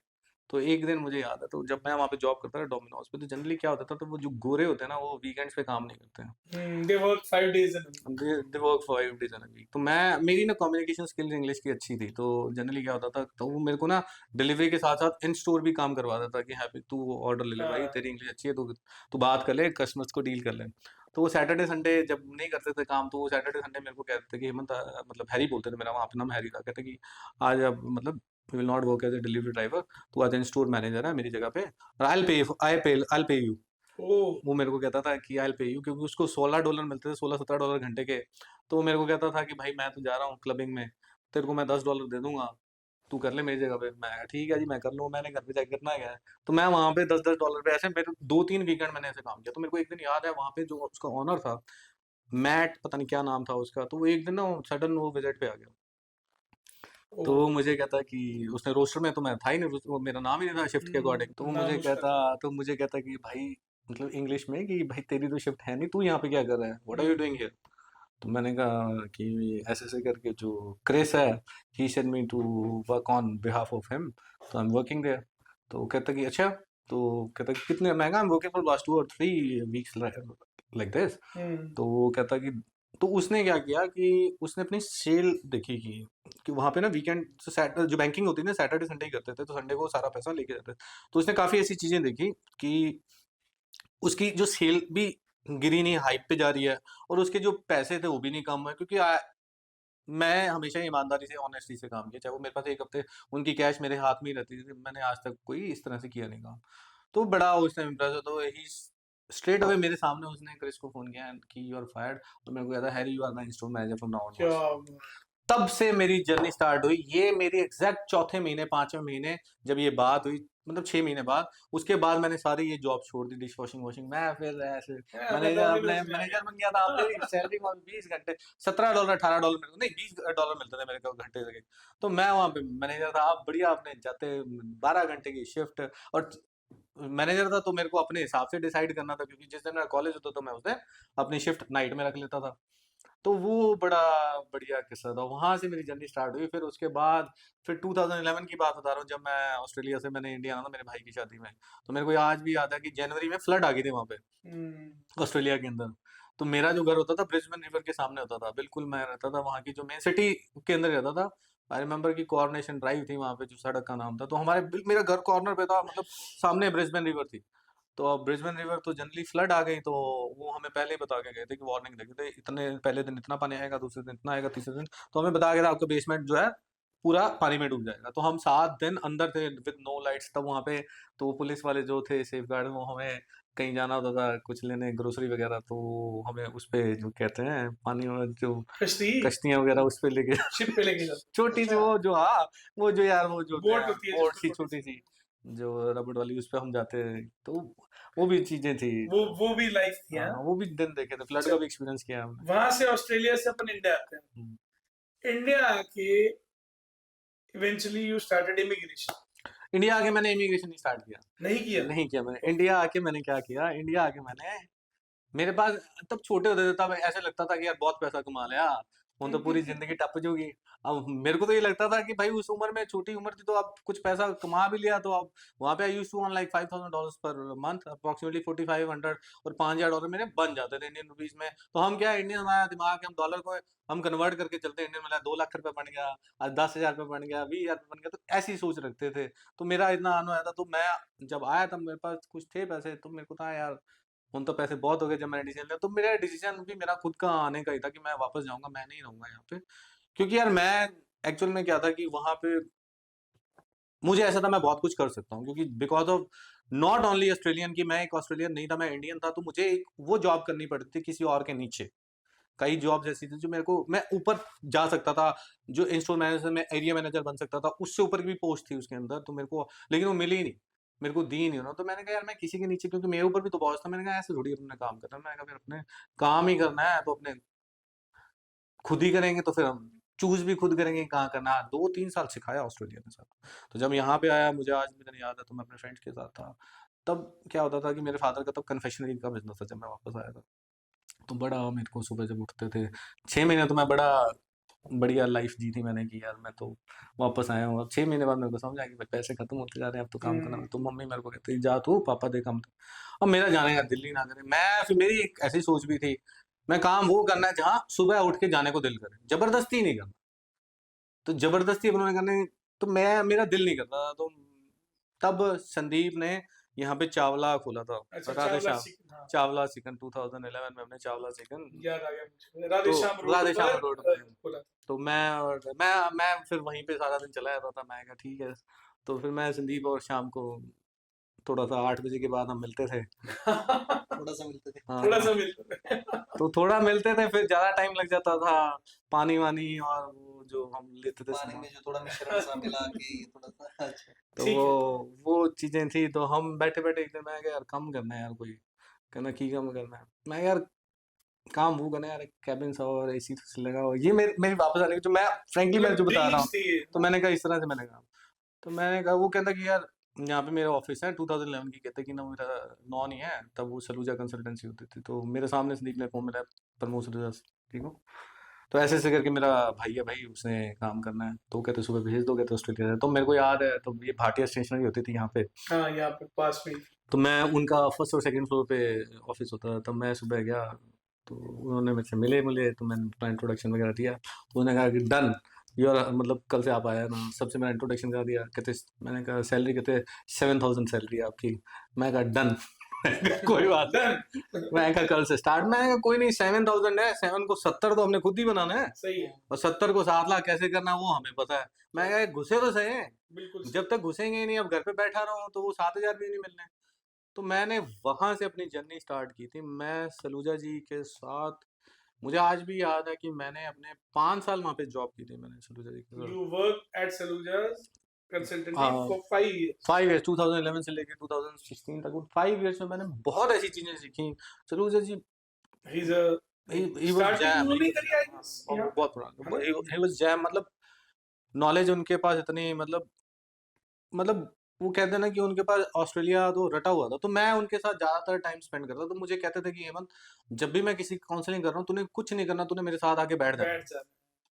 तो मैंने कहा ठीक है सर। फिर मैंने कहा बैठना क्या है, जब सर जलंधर जाते तब मैं गाड़ी भी चला लेता। अच्छा, मैं कहा आपके जलंधर, फिर कुरुक्षेत्र, जलंधर, तो हम तो पता नहीं कहाँ कहाँ, क्योंकि सारा काम उधर से होता था। तो मैं हर जगह पे सलूजा जी के साथ, गुड, हर जगह पे सलूजा जी के साथ मैं बहुत जाता। सीखा आपने। मैं कहता हूँ सारी चीजें सीखी उनसे मैंने, बहुत उन्होंने सिखाया। तो जनरली क्या था वहाँ पे तो सारी क्लाइंट डीलिंग मेरी रहती थी बाद में। ठीक है, तो क्लाइंट डीलिंग मेरी रहती थी। तो जितने भी थे सारी चीजें, ऑस्ट्रेलिया कनाडा के जितने भी रूल्स थे, तो मैंने सारी चीजें सीखी। अमृतसर में मैंने सेमिनार्स बहुत किए, इनके साथ अटेंड, बहुत चीजें ऐसी सीखी। तो सारी चीजें मेरे को सलूजा जी ने सिखाई यहाँ से। तो मैंने यहाँ पे आके यहीं पे जॉब की थी इनके पास। Then you started your own business. यार मैंने वो जो है ना, वो भी मैंने थोड़ा सा मतलब 2016 लेट खोला था। मतलब उसके पीछे भी रीजन यही था कि ऐसा नहीं था कि, यार मैं एक्चुअल में सच्ची बताऊं, मेरा जो नेचर है ना वो इस तरह का है। मैंने आज तक किसी के साथ कुछ गलत नहीं किया। ठीक है, मैं चाहता हूँ कि हर जना ग्रो हो। मेरे दिमाग में कोई ऐसा नहीं, वो इंटेंशन नहीं आई है कि नो, मैं नेगेटिविटी नहीं चाहता हूँ, कि मैं हमेशा पॉजिटिव रहता हूँ। कि मैं चाहता हूँ कि मैं अकेला ना ग्रो करूँ, मेरे साथ वाले भी ग्रो नहीं, करें, बिल्कुल आई नो मतलब। यू पर्सनली, हाँ, तो पता है। मैं किसी का कभी गलत नहीं किया, और ना ही मैंने कभी किसी के साथ ठगियां वगैरह कोई। ठीक है, मैं ईमानदार हूँ हमेशा अपने काम के साथ। तो वहां पे ये नहीं होता था। वहां पे एक्चुअल में क्या होता था, काफी ऐसे रीजन थे मेरे छोड़ने के, कि ठीक है ना, कई चीजें मेरे सामने दिखती थी यार, जो मैं बोल नहीं पाता था। कई नॉन की फाइलें मेरे पास आती थी। तो मुझे याद है ना कि जो हमारे सामने आ रहे हैं मेरे से वीजा लगवाने, तो उनके ड्रीम्स हैं। क्योंकि मैं उस सीट पे बैठा हुआ हूँ जब मैं ऑस्ट्रेलिया आता था। तो मैंने भी तो एज अ लोगों से स्टूडेंट बैठा हूँ। एज ए काउंसलिंग, मैंने भी जॉब, मतलब सारों से काउंसलिंग ली है। तो वो भी जो मेरे पास आ रहे हैं, और मुझे पता है कि यार इसका काम में डिले किसी कारण के कारण हो रहा है, जिसमें उसकी गलती नहीं है, उसको तो पता ही नहीं है। तो एक टाइम पे आके मैंने कहा कि यार सर मैं और जॉब नहीं कर सकता हूँ आपके साथ। तो मैंने 2016 में क्विट कर दिया था। और ऐसा भी नहीं था कोई मेरा उनके साथ कोई मतलब मतलब कोई कि झगड़ा नहीं डिस्प्यूट हुआ, हुआ, वैसे कोई ही ऐसा, मैंने अपने। Normally you left. तो वहां पे मेरे को बहुत अच्छा एक्सपीरियंस रहा, मेरे को अच्छा काम भी सिखाया। इवन मैंने हर एक चीज वहां से सीखी। 2016 में मैंने वहां से जॉब छोड़ी थी, तो 2017 में मैंने अपना काम स्टार्ट किया। अपना काम फर्स्ट स्टेप के नाम से आपने शुरू किया। फर्स्ट स्टेप के नाम से मैंने 2017 में स्टार्ट किया था मैंने, चलो, अब तब। इसी पे आते हैं। थोड़ी सी चीजें इमिग्रेशन के बारे में हम अपने पॉडकास्ट व्यूअर्स को जागरूक करना चाह रहे हैं। ये जो आजकल चल रहा है, नो आइल्स, नो पीटी, और ये क्या है, थोड़ा सा वो भी बताएं। पहले तो ये बताएं कि क्या मैंडेटरी चीजें होती हैं ऑस्ट्रेलिया अगर मैंने जाना, लेट से मैं एक बच्चा हूँ, मेरे को मेरा ड्रीम है ऑस्ट्रेलिया कनाडा। सर देखिए, पता है क्या है, हर कंट्री के ना अलग अलग रूल है। अच्छा। देखिए, जो आईएलटीएस हो गई या पीटी हो गई या और भी टॉफल हो गया, ये सारे क्या लैंग्वेज टेस्ट हैं, इंग्लिश के टेस्ट हैं। और ये हमें क्यों देने पड़ रहे हैं? क्योंकि जिस देश में हम जाना चाहते हैं उनकी फर्स्ट लैंग्वेज इंग्लिश है और हमारी नहीं है यहाँ पे। तो जो आईएलटीएस है ना या पीटी है, ये दोनों हमारा सिर्फ इंग्लिश लैंग्वेज को शो करता है कि इसके अंदर आपके जो बैंड्स की रिक्वायरमेंट है, ये यूनिवर्सिटीज की रिक्वायरमेंट है कि आपको अगर इस यूनिवर्सिटी में एडमिशन लेना तो ये आपकी रिक्वायरमेंट है आईएलटीएस की। उसके साथ साथ पैरेलल, क्योंकि हम स्टूडेंट वीजा के लिए अप्लाई कर रहे हैं, तो हमारा एकेडमिक बैकग्राउंड भी चेक होता है। एकेडमिक बैकग्राउंड में बहुत ऐसी चीजें हैं कि वो बड़े चूजी हैं, वो बहुत चूजी हो चुके हैं, क्योंकि उनको तो पूरे इंडिया से फाइलें जा रही हैं जनरली। दे आर मतलब उसको सिर्फ गंगानगर से थोड़ी, उनको तो पूरे, उनको कोई गंगानगर से पर्सनल उनके ये थोड़ी है कि हमारे रिश्तेदार हैं कि हमें गंगानगर से फाइलें लेनी है। तो वो जनरली बहुत ऐसी चीजें हैं जहाँ पे वो चूजी हैं ऑस्ट्रेलिया वाले। तो नो आइल्स नो पीटी का जो मैं आपको चीज बताता हूँ, इसके पीछे बड़ी ऐसी चीज है। अब मैं ऑस्ट्रेलिया की बात करता हूँ सबसे पहले। अब ऑस्ट्रेलिया के अंदर क्या है, वहां पे जो यूनिवर्सिटीज है ना या कॉलेजेस हैं जो कि एजुकेशन प्रोवाइडर है, ऑटोमेटिकली वीजा उन्होंने नहीं देना, समझे? वो सिर्फ हमें एडमिशन दे रहे हैं क्योंकि हम स्टूडेंट वीजा अप्लाई कर रहे हैं। Admission is a different part and visa is a totally different, totally different part. Visa हमें किसने देना है? वहां की हाई कमीशन ने, वहां की गवर्नमेंट ने। तो ये दो अलग अलग चीजें हैं, पहले तो हमें दोनों को अलग रखना है। अब आते हैं इनिशियल पे। अब सुननी किसकी बातें हैं, क्योंकि हमने वीजा लेना है। वीजा लेने के लिए हमें सबसे पहले हाई कमीशन के रूल्स एंड चीजें पढ़नी है। तो मैं सबसे पहले तो यही चीज कहूंगा कि आपने किसी भी कंट्री का वीजा लगाना है ना, तो आप यूट्यूब वगैरह पे मत देखो, आप गूगल पे मत देखो, आप एम्बेसी की वेबसाइट पे जाओ ऑफिशियल। वो क्या कहते हैं, अगर आपने ऑस्ट्रेलिया के रूल्स पढ़ने हैं, तो आप इमिग्रेशन ऑस्ट्रेलिया, उनकी होम अफेयर्स की वेबसाइट है, उस पे चेक करो कि what they are saying. YouTube पे तो सर अपने अपने रिव्यूज हैं, अपने अपने व्यूज हैं, समझे? सही, जिसके बिल्कुल साथ सही कह रहे हो पॉजिटिव है आप। तो वो पॉजिटिव डालेगा, जिसके साथ नेगेटिव हो तो वो नेगेटिव डालेगा। हाई कमीशन के अंदर जो चीजें, वो हाई कमीशन। अब हाई कमीशन क्या कहता है? हाई कमीशन कहता है कि आप सबसे पहले हमारे एक एजुकेशन प्रोवाइडर के पास जाओगे। अगर आपने एजुकेशन प्रोवाइडर दो तरह के वहाँ पे कॉलेज भी हैं और यूनिवर्सिटीज में, ये हमने डिसाइड करना है कि हम कैसे। अब उन्होंने उनको सेक्शन वाइज डिवाइड कर रखा है, सेक्शन वन से level wise, level one, level two, level three. अब जो एम्बेसी है ना, वो कहती है कि अगर आप इंडिया के अंदर भी यूनिवर्सिटी है सेक्शन वन की, अगर आप सेक्शन वन से पढ़े हो तो हमें आपके आइल्स की एग्जाम्पशन है। हम आइल्स चाहिए ही नहीं, हमें आपसे पीटी चाहिए ही नहीं। अब हर जने के लिए एग्जाम्पशन नहीं है कि हर बच्चा नो आइल्स नो पीटी, ये चीजें नहीं है ऑस्ट्रेलिया के। ऑस्ट्रेलिया के अंदर देखा जाएगा कि आपका जो बैकग्राउंड एकेडमिक वो कहाँ से। ठीक है। ऐसे नहीं है कि वो, अब देखो एम्बेसी ने तो हमें कह दिया, अब हमने बात एजुकेशन प्रोवाइडर की भी सुननी है। अब एजुकेशन प्रोवाइडर के पास जाते हैं, वो थोड़ी कहते हैं कि हमें आईएलटीएस पीटी नहीं चाहिए। वो तो कहते हैं कि हाँ, अगर आप सेक्शन वन की यूनिवर्सिटी या कॉलेज से पढ़े हो इंडिया के अंदर से, तो हम आपको एग्जाम्पशन दे देते हैं। लेकिन यहाँ पे अब सेक्शन वन की दिल्ली यूनिवर्सिटी से कोई पढ़ा थोड़ी हुआ है, यूनिवर्सिटी ऑफ राजस्थान से कौन पढ़ा हुआ? हमारे पास तो सीबीएसई बोर्ड की फाइलें आती हैं। अब सीबीएसई बोर्ड के अंदर तो वो इंग्लिश की रिक्वायरमेंट रख ही रहे हैं।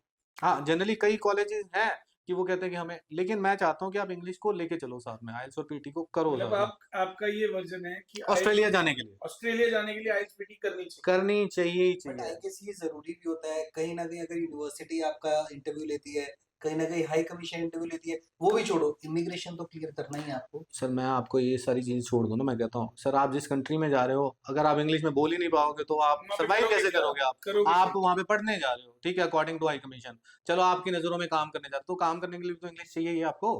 तो ये चीजें जरूरी है, मैं कहता हूँ आप ये चीज जरूर करो। बहुत ऐसी चीजें हैं। अब वहां पे जाने के लिए लोग कहते हैं फंड शो करने हैं, फंड शो करने हैं ऑस्ट्रेलिया जाने के लिए। फंड्स एक्चुअल में क्या है? फंड्स सिर्फ ये पता है कि ऑस्ट्रेलिया जाने के लिए फंड चाहिए, लेकिन एक्चुअल में फंड्स की कैलकुलेशन किसी को पता नहीं कि फंड्स की कैलकुलेशन होती ही क्या है। ठीक है। फंड्स की कैलकुलेशन सर देखो, ऑटोमेटिकली मैं क्या कहता हूँ, अगर आप किसी कंट्री के अंदर पढ़ने जा रहे हो, तो वो कंट्री जो है, यूनिवर्सिटी है, वो आपसे फंड्स की डिमांड क्यों कर रही है? या तो आप 3 साल की फीस भर के जाओ ना, तो आपसे फंड नहीं डिमांड करेंगे कि हम पूरी 3 साल का कोर्स ले रहे हैं, बैचलर डिग्री है और 3 साल की हम फीस भर के आए। फीस आपने 6 महीने की भरनी है, तो 6 महीने के बाद की तो वो चीजें देखेंगे ना कि आप यहाँ बाकी पैसा आपके पास कहाँ से आएगा। समझे मेरी बात को? अब वो फंड्स के अंदर चीजें मांगते हैं हमसे, फंड्स के अंदर चीजें मांगते हैं कि आप हमें ऑस्ट्रेलिया जाने के लिए 3 से 4 चीजें दिखा दो। आपका सबसे पहले ऑफर लेटर आता है। ऑफर लेटर होते ही कंडीशनल है, उसके ऊपर ये कंडीशन लगी होती है फाइनेंशियल्स की कि आप ठीक हमें है। फाइनेंशियल आपकी स्टेबिलिटी दिखाओ कि क्या चीज़ है आपके पास या क्या। तो उसके अंदर वो कैलकुलेशन करते हैं, वो कहते हैं कि 1 ईयर की फीस दिखाओ हमें आपकी कितनी है, ठीक है। 1 ईयर के लिविंग एक्सपेंस दिखाओ, ट्रैवलिंग एक्सपेंस दिखाओ आने-जाने की टिकट के, और वहाँ पे हमारा मैंडेटरी है जो health insurance, overseas health cover कहते हैं ऑस्ट्रेलिया के अंदर, ओएसएचसी। तो ये मैंडेटरी है। तो वो कहते हैं इन चारों की टोटलिंग करो, ये जितना पैसा है हमें दिखा दो आप। अब वो चारों की टोटलिंग अगर कहते हैं कैसे होएगी, जो हमारे पास कंडीशनल ऑफर लेटर है उसके ऊपर 1 ईयर की फीस आपकी लिखी हुई है। आपके ओवरसीज़ हेल्थ कवर की अमाउंट उसके ऊपर लिखी हुई है। अब रह गई 2 बातें। एक लिविंग एक्सपेंस आप एम्बेसी की वेबसाइट से पढ़ लो ना, $29,710 उनके 1 ईयर के लिविंग एक्सपेंस। आपके अकॉर्डिंग ऑस्ट्रेलिया रहने का आपका जो मर्ज़ी खर्चा है। हुँ, लेकिन गवर्नमेंट के अकॉर्डिंग 1 साल का खर्चा आपका इतना है, आप हमें शो कर दो। ठीक है। ट्रैवलिंग एक्सपेंस आने-जाने के जो $2500 है, इसकी टोटलिंग जो बनती है वो तकरीबन 30 से 35 लाख रुपए होता है। आप वो पैसा शो करना, अब शो शो को कैसे करना है वो बताओ? अब शो करना है, शो के लिए वो कहते हैं कि आप अपनी फैमिली से शो करवाओ। हुँ, फैमिलीज़ में आपके फादर-मदर शो कर सकते हैं, आपके दादा-दादी हों, आपके नाना-नानी हों, जितने भी आप मतलब ये उन्होंने आपको option they, you can go for education loan also कि आप स्टडी लोन के लिए भी जा सकते हो। पर इनके लिए काफ़ी ऐसी चीज़ें हैं जो हमें समझनी पड़ेंगी। अब ठीक है, फंड्स के लिए ये अब अकेला फंड नहीं है, पैरेलल उनको रिटर्न्स भी चाहिए, इनकम टैक्स रिटर्न्स भी। हुँ, आज की डेट में पहले तो बहुत ऐसी चीज़ें थी कि ऑस्ट्रेलिया इतना ईज़ी था, आज के दिन में ऑस्ट्रेलिया के हम तो कागज़ ही इकट्ठे करते रहते हैं 1-1 डेढ़ महीने तक। क्योंकि अब यहाँ पे एक सबसे पहले मैं जितने भी स्टूडेंट्स हैं या जो भी बच्चा बाहर जाता है, उनके पेरेंट्स को मैं एक सजेशन देना चाहता हूँ, आप इनकम टैक्स रिटर्न ज़रूर भरो। ठीक है। चाहे नील भरो। सर आप बेसिकली हम एग्रीकल्चर बैकग्राउंड से बिल्कुल, जनरली मेरे पास बिल्कुल। जितनी एप्लीकेशन होती है मैक्सिमम एग्रीकल्चर होते 80% हैं। जो होते हैं वो सर एग्रीकल्चर। एग्रीकल्चर पे गवर्नमेंट वैसे ही टैक्स नहीं लगा रही, एग्जम्पशन है, आप 9 लाख भरो, 8 लाख भरो, आपका टैक्स नील ही है, आप भरो ना सर। सही। और आईटीआर भरो आप। आईटीआर भरनी इसीलिए जरूरी है सर। आज की डेट में गवर्नमेंट वहां की कहती है कि हम क्या करते हैं, आईटीआर 2 साल की इकट्ठी 1 साल में भरवा देते हैं। हुँ, अब वो कहते हैं जो असेसमेंट ईयर है ना आपका, उसी साल की आईटीआर उसी साल में हो। अगर आप 24-25 की भर रहे हो तो वो 24 में होनी चाहिए, 25-26 की भर रहे हो 25 में होनी चाहिए, 23-24 की है तो वो 23 में होनी चाहिए। तो वो ये डेट्स भी देखते हैं। वो अगर हम 2 साल की इकट्ठी 1 साल में, वो कहते हैं कि आपने 1 साल की आईटीआर इकट्ठी भरी है, हम आपकी एप्लीकेशन को डिक्लाइन कर देते हैं। तो ऐसे भी डिक्लाइन हो रही है। तो इनकम टैक्स रिटर्न भरनी मैंडेटरी, आप भरो, ज़रूर भरो, हर साल भरो। अगर आपने बच्चे को बाहर भेजना, नहीं भी भेजना तो भी भर लो। सही है। वो तो तो ज़रूरी वो है। अब इनकम टैक्स रिटर्न भी पार्ट है कि कल्ला फंड नहीं, फंड के साथ-साथ उनको क्लब में 15 से 16 लाख रुपया रिटर्न जो है हमारी, वो भी चाहिए कि 15-16 लाख रुपया आपकी सालाना इनकम भी होनी चाहिए। तो दोनों चीज़ें क्लब होएँगी ना, तब जाके हमारा फंड्स की कैलकुलेशन होती है। ठीक है। अब ये भी नहीं है कि 30-35 लाख रुपया क्या होता है, 30-35 लाख रुपया चाहिए भी 1 साल पुराना, हुँ। चाहिए भी सेविंग अकाउंट के अंदर, चाहिए भी एफडीआरस के फॉर्म में। अब लोग कहते हैं जी 35 लाख रुपए पिया हुंदा ते असीं बाहर ही क्यों जांदे? अब बड़ी नॉर्मल सी बात है, मैं भी ये सोच रहा था भाई जिसके पास है वो जाएगा ही नहीं, शायद ये सोचेगा भी नहीं, बड़ा मुश्किल है। तो सर अब ये तो देखो ना, मैं तो कहता हूँ ना मत जाओ, अगर 35 लाख रुपया आपके पास पड़ा है, तो वही तो कह रहा हूँ, अब 90% एप्लीकेशंस होती हैं हमारे पास जिनके पास फंड्स भी नहीं होते हैं। आज की डेट में जो आप सुन रहे हो कि अब मैं तो चाहता ही नहीं हूँ कि मैं किसी को फंड शो करूँ, मैं चाहता ही नहीं हूँ। मेरे पास पहले ही सर इतने डॉक्यूमेंट में इकट्ठे करने थे फंड्स, मैं तो कहता हूँ हर जना मेरे पास खुद के फंड्स लेके आए। मैं देखो हम फंड्स में हेल्प करा देते हैं, मैं उनको सजेस्ट कर देता हूँ कि इस तरह से कर लो, इस तरह से कर लो। ठीक है सर, कईयों के हम शो भी करवा सकते हैं। उसके लिए देखो ऐसा थोड़ी कि मैंने अगर 35 लाख रुपया किसी का दिखा दिया तो 35 लाख रुपया मेरे पास पड़ा है। मेरे पास अगर 10 एप्लीकेशन है तो ये तो 3 करोड़ 50 लाख रुपया हो गया। अब 3 करोड़ 50 लाख रुपया मेरे पास थोड़ी पड़ा है, मैं भी तो कहीं से कहीं ब्याज से पे अरेंज लेता करो, हूँ, कहीं से मैं भी अरेंज अरेंज करता हूँ। तो मैं तो चाहता हूँ कि हर जना लेके आए। मैंने तो चाहता हूँ कि हर जना मेरे पास फंड लेके आए। अब किसी के पास फंड होते हैं, वो कहते हैं सर ਅਸੀਂ ਤਾਂ ਫੰਡ दिखावांगे नहीं। दिखावांगे, मतलब हुणे पा देने हैं। अब हुणे पा देने हैं कि सर हुणे पा देने का मतलब है कि वो 1 साल किसी रीज़न से माँगे। आप रीसेंट में चला सकते हो। रीसेंट में आपका फंड चल सकता है। रीसेंट में फंड आपकी इनकम टैक्स रिटर्न से मैच होना चाहिए। अगर आपकी रिटर्न 10 लाख रुपए की है, तो सर 5 लाख रुपए का आपका रीसेंट में फंड चल जाएगा, 6 लाख रुपए में चल जाएगा, 7 लाख चल जाएगा। क्योंकि इसके अलावा भी तो हमारे खर्चे हैं, फिर उसकी मदर की भी इनकम टैक्स रिटर्न है। तो ये नहीं है कि अगर मैंने आपको बताया कि 6 जने हैं तो हम 6 जनों को इन्वॉल्व कर रहे हैं, दादा-दादी, नाना-नानी सबके सपोर्ट ले लें, नहीं। जितने हम सपोर्ट कम लेंगे उतनी हमारी फाइल स्ट्रॉन्ग जल्दी होगी। होगी।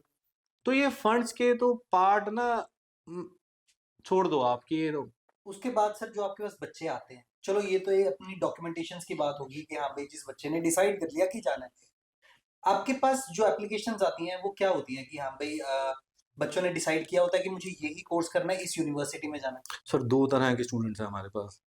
दो तरह के स्टूडेंट, एक तो कहता है कि सर जितने मर्जी भेज दो, मतलब कहीं पे भी चले जाओ, और एक डिसाइड करके आया। अब डिसाइड करके जो बच्चा आया ना वो है ही 10%। 90% बच्चा ये है कि जिसको हमें गाइड करना पड़ रहा है। अब गाइडेंस से एक और बात आई। अब गाइडेंस देखो, मैं चाहता हूं अगर आपने बच्चे को बाहर भेजना है तो 10th के बाद ही हमसे गाइडेंस ले लो। Okay, you are saying a big thing कि 10th के बाद parents should be counseled. बिल्कुल बिल्कुल 10th के बाद आप मेरे से बिल्कुल लो। मैं आपको एक एक चीज बताऊंगा कि आपको अपने बच्चों, कईयों के पेरेंट्स हैं मेरे पास, पूछ के गए हैं और आज उनके बच्चों की वीजा फाइलिंग मेरे पास है। ठीक है, सर आप 10th के अंदर स्ट्रीम जो चूज कर रहे हो ना, वो भी एक मैटर करती है कि आप मतलब stream commerce, selection is also important. बहुत इंपॉर्टेंट है कि कॉमर्स चूज कर रहे हो, मेडिकल चूज कर रहे हो, नॉन मेडिकल। Humanities कर जनरली रहे क्या हमारे बच्चे यहाँ पे आर्ट्स के ज्यादा है, हम्म, आर्ट्स के अब चूज करें। आर्ट्स के अंदर बच्चे क्या होते हैं कि जनरली वो एडमिशन तो ले रहे हैं लेकिन सब्जेक्ट नहीं ले रहे हैं, exactly. सब्जेक्ट्स नहीं ले रहे हैं। अब सब्जेक्ट जो उनको इजी लग रहे हैं, अब ले लिया, Political है, पॉलिटिकल geography साइंस, है, ज्योग्राफी हो history गया। है. अब इसके रेलिवेंट स्टडी नहीं है ऑस्ट्रेलिया के अंदर, हम क्या करें? बच्चे ने तो आर्ट्स के अंदर 90% ले लिए, 90% वाले का। अब हम यूनिवर्सिटी के अंदर जाते हैं, यूनिवर्सिटियां ऑस्ट्रेलिया कहती हैं हमें बेस्ट 4 चाहिए सब्जेक्ट, बेस्ट 4 जैसे कि कॉमर्स के बच्चे का best 4 subject English, Accounts, eco, business, business, English. Economics और अकाउंट्स। Yes. नॉन मेडिकल वाले का फिजिक्स, केमिस्ट्री, Maths या इंग्लिश bio. और मैथ्स जो भी है। आर्ट्स में कुछ निकलता है आर्ट्स में अब बेस्ट। अब कॉलेज के पास जाता हूँ ऑस्ट्रेलिया के अंदर तो वो 3 मांगते हैं। अब 3 के अंदर चलो मैं इंग्लिश को भी काउंट करवा लूंगा, या एक आधा सब्जेक्ट मैं कंप्यूटर्स को भी काउंट करवा सकता हूँ। एटलीस्ट इकोनॉमिक्स रख लो, साइकोलॉजी रख लो, कोई तो सब्जेक्ट रखो ना, ताकि अब वो उसी तरीके से वो सिर्फ ये सोचते हैं कि हमने बस आर्ट्स ले लिया, 90% आ गए।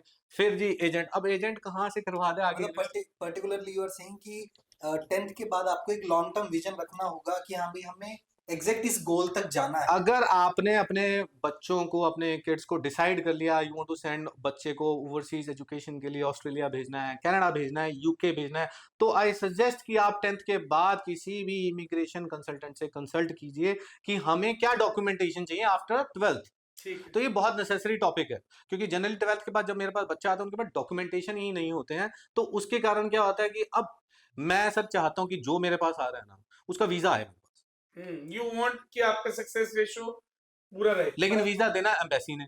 ठीक है. अब हम क्या कर सकते हैं? हम तो एक मीडिएटर हैं between high commission and a student, कि हाई कमीशन एंड उसके बीच में मैं तो उनके एप्लीकेशंस को पूरा प्रिपेयर करके हाई कमीशन के पास भेज रहा हूँ। अब हाई कमीशन ने यस नो करना है। अब हाई कमीशन का ट्रेंड अलग है, वो कभी कभार तो वीजा, उनको क्या है सर, उनको मतलब ही नहीं है, उनका तो वीजा कभी देने लग जाता है, कभी नहीं देने लग जाता है। वो अपने, उनके तो रेशियो पे है कि हाँ हाँ हमें जी, भेजना है, अब रोकना है। बस वही चीज है। अब इस साल अच्छे वीजा दिए उन्होंने ऑस्ट्रेलिया के, लेकिन अब पिछले 2 महीने से ऑस्ट्रेलिया के वीजा नहीं आ रहे हैं। ये क्या है, चीजें चलती आ रही है, लेकिन वो मैटर अलग है। लेकिन हम अपने डॉक्यूमेंटेशन तो स्ट्रांग रखें पहले ही। एक सर ये भी चीज है कि मैंने ये देखा है, जो बच्चा अबव एवरेज है वो ऑस्ट्रेलिया चूज करता है और जो बिलो एवरेज है वो यूके चूज करता है, ऐसा क्यों?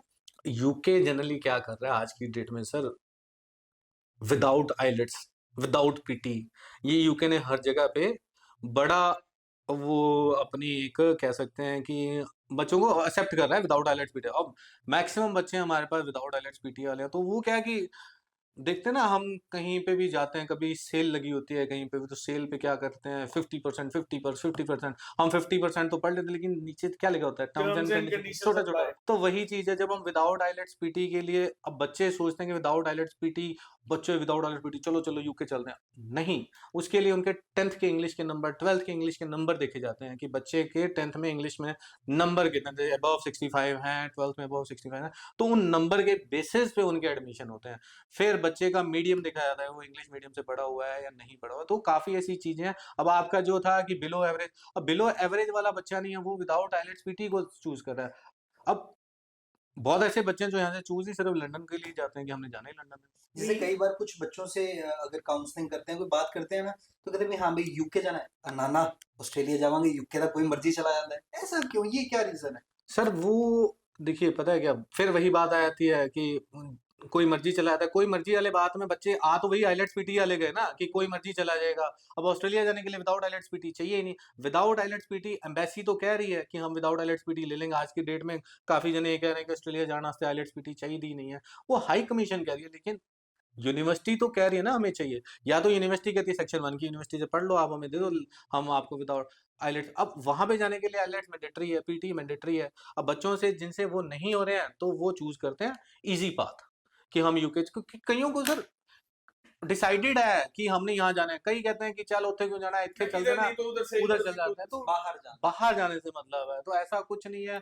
तो ऑस्ट्रेलिया का एक अलग ट्रेंड है, यूके का अलग ट्रेंड है, अपना अपना सिस्टम। ऑस्ट्रेलिया में ग्रुप 8 यूनिवर्सिटी के बारे में कुछ वो बताएं थोड़ा सा, वो सर, बहुत ज्यादा आजकल लाइमलाइट। ग्रुप 8 के हैं सर। देखो ऑस्ट्रेलिया के अंदर, ऑल ओवर ऑस्ट्रेलिया के अंदर 8 ऐसी यूनिवर्सिटी हैं जिनके अंदर लोगों को बहुत बड़ा भ्रम है कि हम इसके अंदर अप्लाई करेंगे और हमारा वीजा आ जाएगा। मतलब दे आर लाइक, अभी ऐसे माइंड में ऐसे चल रहा है उनके कि ऐसे ही वीजा आ जाता होता है। सर मैं कहता हूँ ना, ग्रुप 8 में जाओ ना आप। मैं तो एडमिशन करने के लिए तैयार हूँ। यूनिवर्सिटी ऑफ मेलबर्न ग्रुप 8 में आती है, मोनाश यूनिवर्सिटी आती है, एडिलेड के अंदर यूनिवर्सिटी ऑफ एडिलेड आती है, पर्थ के अंदर यूनिवर्सिटी ऑफ वेस्टर्न ऑस्ट्रेलिया आती है, ब्रिस्बेन के अंदर यूनिवर्सिटी ऑफ क्वींसलैंड आती है, सिडनी के अंदर university of Sydney, university of New South Wales. ये ऐसी 8 यूनिवर्सिटी हैं। ठीक है। ठीक है, लेकिन सर इनकी 1 ईयर की जो फीस है ना, किसी एक एवरेज यूनिवर्सिटी में $25,000 है, तो इनकी स्टार्टिंग है $50,000। अब $50,000 बच्चा तो यहाँ से 6 महीने की फीस भर के जाएगा। 6 महीने की फीस पे बजट कितना आ जाएगा? 50,000 डिवाइड बाई 2, 25,000, $60 का रेट चल रहा है। तकरीबन 12 से 13 लाख रुपए तो बच्चे की 6 महीने की फीस आ जाएगी। उसके बाद बच्चे के ओवरसीज हेल्थ कवर के पैसे, उसके बाद बच्चे की एम्बेसी फीस के पैसे। अपने सारी बातें छोड़ते ना, ले लो ना ग्रुप 8 की यूनिवर्सिटी। 6 महीने बाद क्या करोगे सर आप? 6 महीने बाद फीस ही वहां निकलती। पे सर्वाइवल कैसे? सर्वाइवल नहीं होता। बच्चे क्या करते हैं? यूनिवर्सिटियों से भाग जाते हैं, ओ यूनिवर्सिटियां छोड़ देते हैं। अब उस चक्कर के अंदर वो तो, अब आपने अभी सुना होगा कि गंगानगर रेड जोन में आया हुआ है। हाँ, मैंने सुना है गंगानगर, हनुमानगढ़, ये प्लेस ये रेड जोन में आने का कारण क्या है? रेड क्या जोन में आने का कारण यही है कि कई बच्चे यहाँ पे जा रहे हैं और वापस छोड़ के आए। वीजा ग्रुप 8 का आज से 2 साल पहले 100% आता था, ग्रुप 8 में जाओ आपका वीजा आ जाएगा।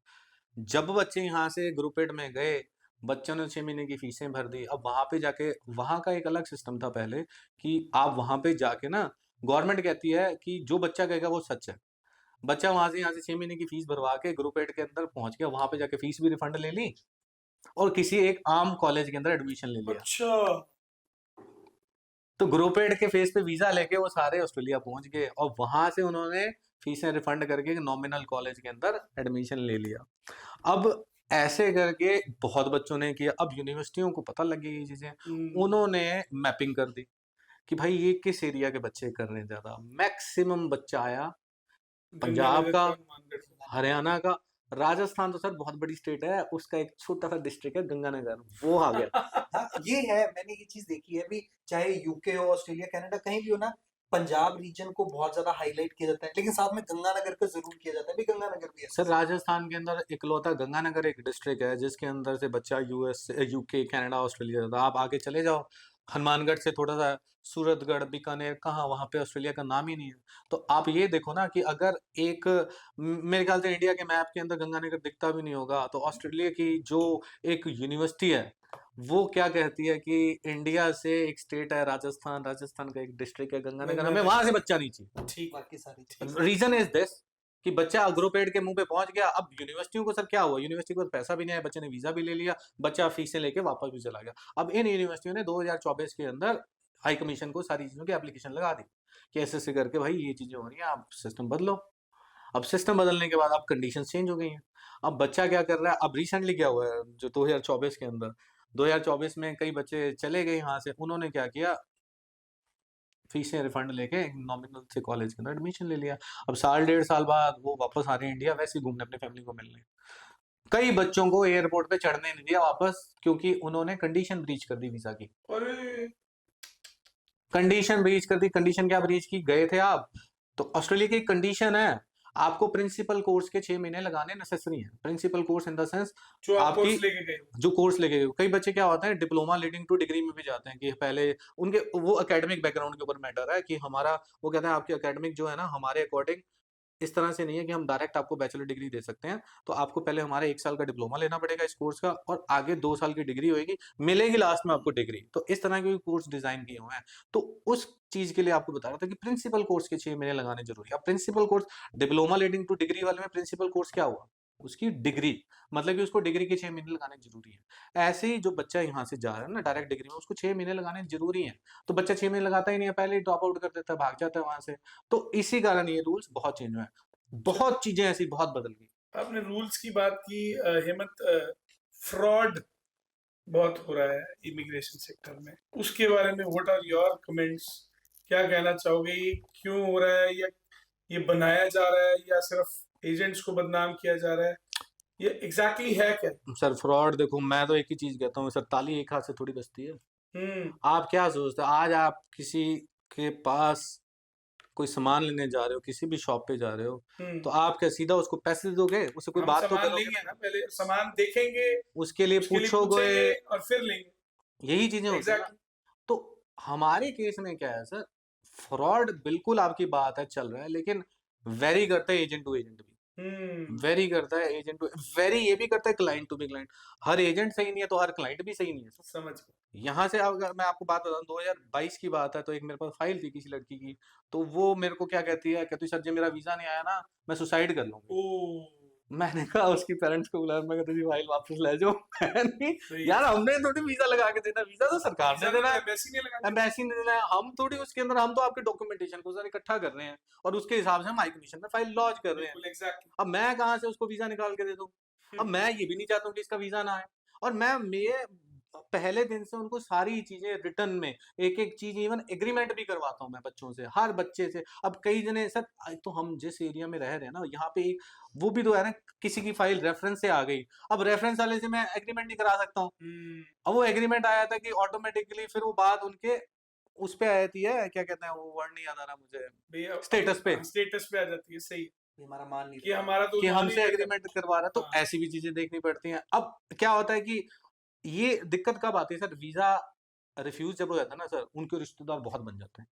हाँ। सर वो तो हर चलता हुआ रिश्तेदार आ जाता ना।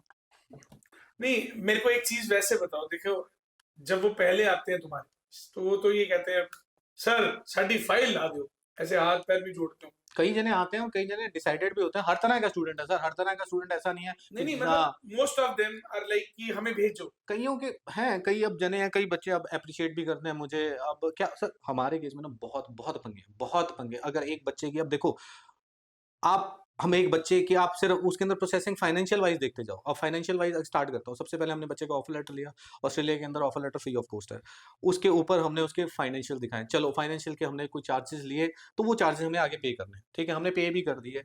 अब वो हमारा जो प्रोसेस था वो यूनिवर्सिटी को भेजने का प्रोसेस था, यूनिवर्सिटी से हमें क्लियरेंस भी लेनी है। उसके बाद जब क्लियरेंस आ रही है, बच्चे की 6 महीने की फीस भरी जा रही है, अब 6 महीने की फीस बच्चे जाएगी 8 से 9 लाख रुपए जा रही है।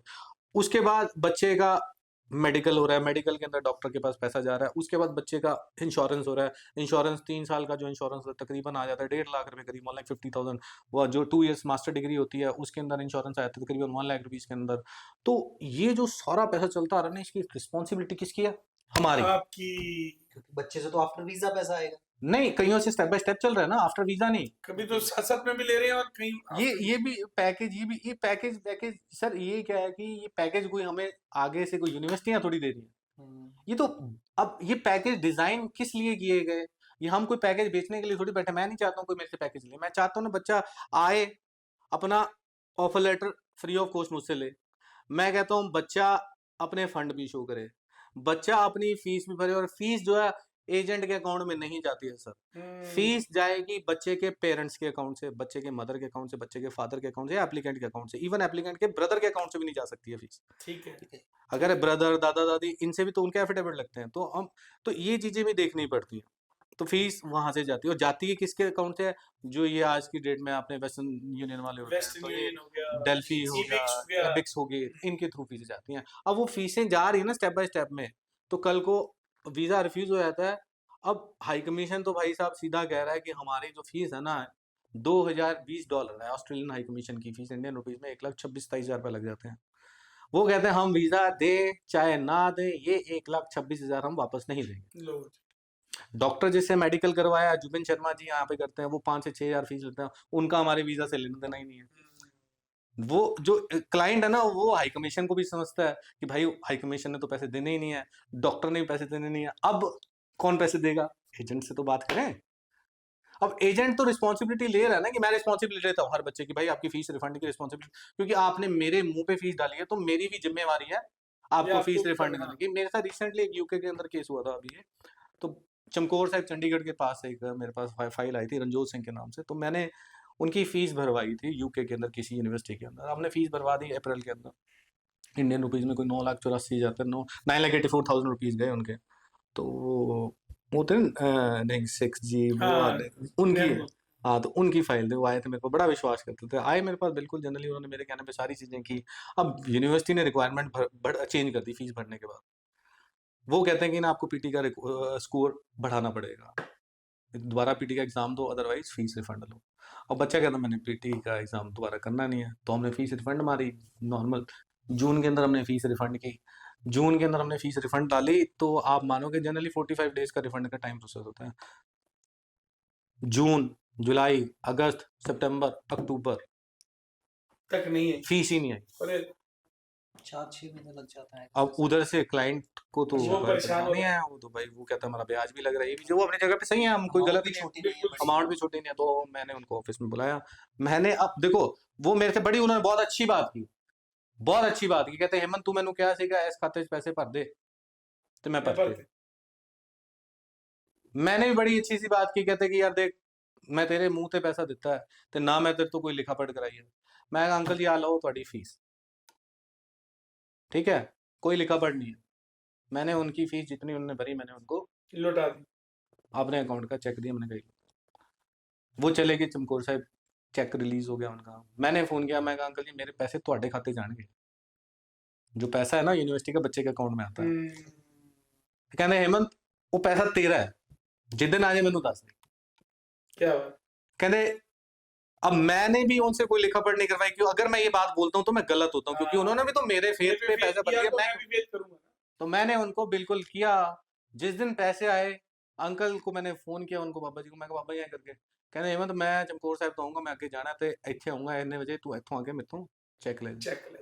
अबोर में उन्होंने मेरे को फोन किया, मैं अबोर गया, 6-7 जने थे, और सीरियसली बोल रहा हूँ उन्होंने मेरे को इतना अप्रिशिएट किया। कहते कौन कहता है एजेंट खराब है, इस हाँ बंदे ने हमारी फीस अपने जेब से दी और आज इसके पैसे मेरे अकाउंट में हैं, मैं तो मतलब ये देखो मैं इसको पैसे दे। मैं हेमंत इसमें पॉडकास्ट व्यूअर्स को कहना चाहूंगा कि पांचों उंगलियां बराबर नहीं होती। तो मैंने उनको पैसे भी दिए ना, जरूरी नहीं जनरली है कि ऐसा हर नहीं है। अब मैं नहीं चाहता हूँ कि मैंने आज तक देखिए मैंने किसी के साथ कुछ जो बात कही है स्टार्टिंग से लेके एंड तक, अगर मैंने किसी के साथ पैकेज भी डिजाइन किया, पैकेज डिजाइन उन बच्चों के लिए है सर, जो बच्चे हमारे पास आते हैं, हमारा पैसा ना डूब जाए, हमारा पैसा रिस्क पे ना आ जाए। क्योंकि जब फीस भरते हैं ना, फीस भेजने और फीस ही वापस मंगाने में बच्चे के ना लॉस हो जाता है। जैसे अपने अपने ये सोने के गोल्ड के गोल्ड के प्राइसेस आप दो रेट होते हैं, सेलिंग रेट परचेजिंग रेट, वैसे डॉलर्स की भी परचेजिंग रेट और सेलिंग रेट होते हैं। आज ही हम ऑस्ट्रेलिया पैसा भेजते हैं ना 60 रुपीज के हिसाब से, अगर $10,000 भेजूं तो वो 6 लाख रुपए जाता है और आज ही वापस मंगाऊंगा तो 2 रुपए के डिफरेंस से 5,80,000 रुपए आएगा। तो ये भी तो लॉस हो जाता है। ये भी तो फाइनेंशियल लॉस है, ये हमारा कोई लेन देन नहीं है इसके अंदर, ये सिर्फ और भेजने और मंगाने के अंदर है। तो ये भी रिस्पॉन्सिबिलिटी आप बच्चे को समझानी पड़ती है। सर इसमें मेरा ना एक लास्ट क्वेश्चन है जो मैं स्टूडेंट्स के बिहाफ पे पूछना चाहता हूँ। वो अपनी फाइल कहीं से भी लगाएं, आई एम नॉट सेइंग कि वो फर्स्ट स्टेप कहीं से भी लगाएं, तो वो अपने कंसल्टेंट अपने एजेंट से जाके ऐसी कौन सी 3 चीजें पूछे जिससे पता चले भी हाँ ये एजेंट ट्रस्टवर्दी है। सर देखो मैं तो सबसे पहले एक ही चीज कहूंगा कि उसका बैकग्राउंड चेक करें, सबसे पहले तो उसके एक्सपीरियंस चेक करो और ऑटोमेटिकली experience हाँ एजेंट का। और सेकंड चीज जिससे आप बात कर रहे हो सर, आपको बात करने के तरीके से ही पता लग जाएगा कि ये एजेंट ने कितने बच्चे भेजे हैं और कितनी की नॉलेज है। आज आप मेरे से ऑस्ट्रेलिया की, आज मेरे से आप कनाडा की, यूके की, यूएसए की, न्यूजीलैंड की, कोई मर्जी चीज पूछ लो, मेरे पास टिप्स पे है, ठीक है। मेरे पास टिप्स पे हैं, सारी चीजें मुझे याद है ऐसे ऐसे करके। आप कनाडा के अंदर पूछ लो, यूके के अंदर फंड्स 28 दिन पुराने चाहिए होते हैं, लंदन के अंदर लिविंग एक्सपेंस जो है 1500 पाउंड है मंथली, 9 महीने का दिखाना पड़ता है, और आउटर लंदन के अंदर 1100 समथिंग है। तो एक एक चीज हमें याद है। तो यही चीजें बच्चा जब देखो, मैं नहीं कहता हूँ कि आप मेरे से जब वो मेरे से फाइल के लिए डिस्कस करने आएगा ना, तो उसके ऑटोमेटिकली बच्चा जो आ रहा है वो 10-15 लाख रुपए की बात करने आ रहा है, तो वो अकेला तो आएगा नहीं, वो अपने पेरेंट्स लेके आएगा। तो वो ये चीज उसके पेरेंट्स डिसाइड करते हैं कि हाँ ये बंदा सही है कि नहीं है। तो मैं इसमें तो सिर्फ यही चीज कहता हूँ कि आज की डेट में तो अवेयरनेस इतनी हो गई है सर, सोशल मीडिया पे सारी चीजें आती हैं। मेरा सोशल मीडिया पे मेरा पेज है, आप उसको देखो, और इतने वीजाज आए हैं, और जनरली मेरे पास सबसे अच्छी चीज है रेफरेंसेस में है। आज अगर जपमीत के रेफरेंस पे मेरे पास कोई फाइल है ना, तो जिसका वीजा आया ना उसकी पूरी फैमिली मेरे साथ जुड़ गई। तो मेरे पास सारे रेफरेंसेस वर्ड ऑफ माउथ का वर्ड खेल ऑफ माउथ की पब्लिसिटी है, स्टार्टिंग से लेके आज तक जितने भी चलो मेरे पास- एक क्वेश्चन इससे से आया और ये हम एंड भी करेंगे पॉडकास्ट का। अभी तक कितनी सक्सेसफुल स्टोरीज फर्स्ट स्टेप कर चुका है हेमंत भटेजा का? सर देखो, मैं अगर बात करूं तो काउंट तो मैंने किया नहीं कि नहीं, तब भी 2017 एक अराउंड फिगर अंदाजा।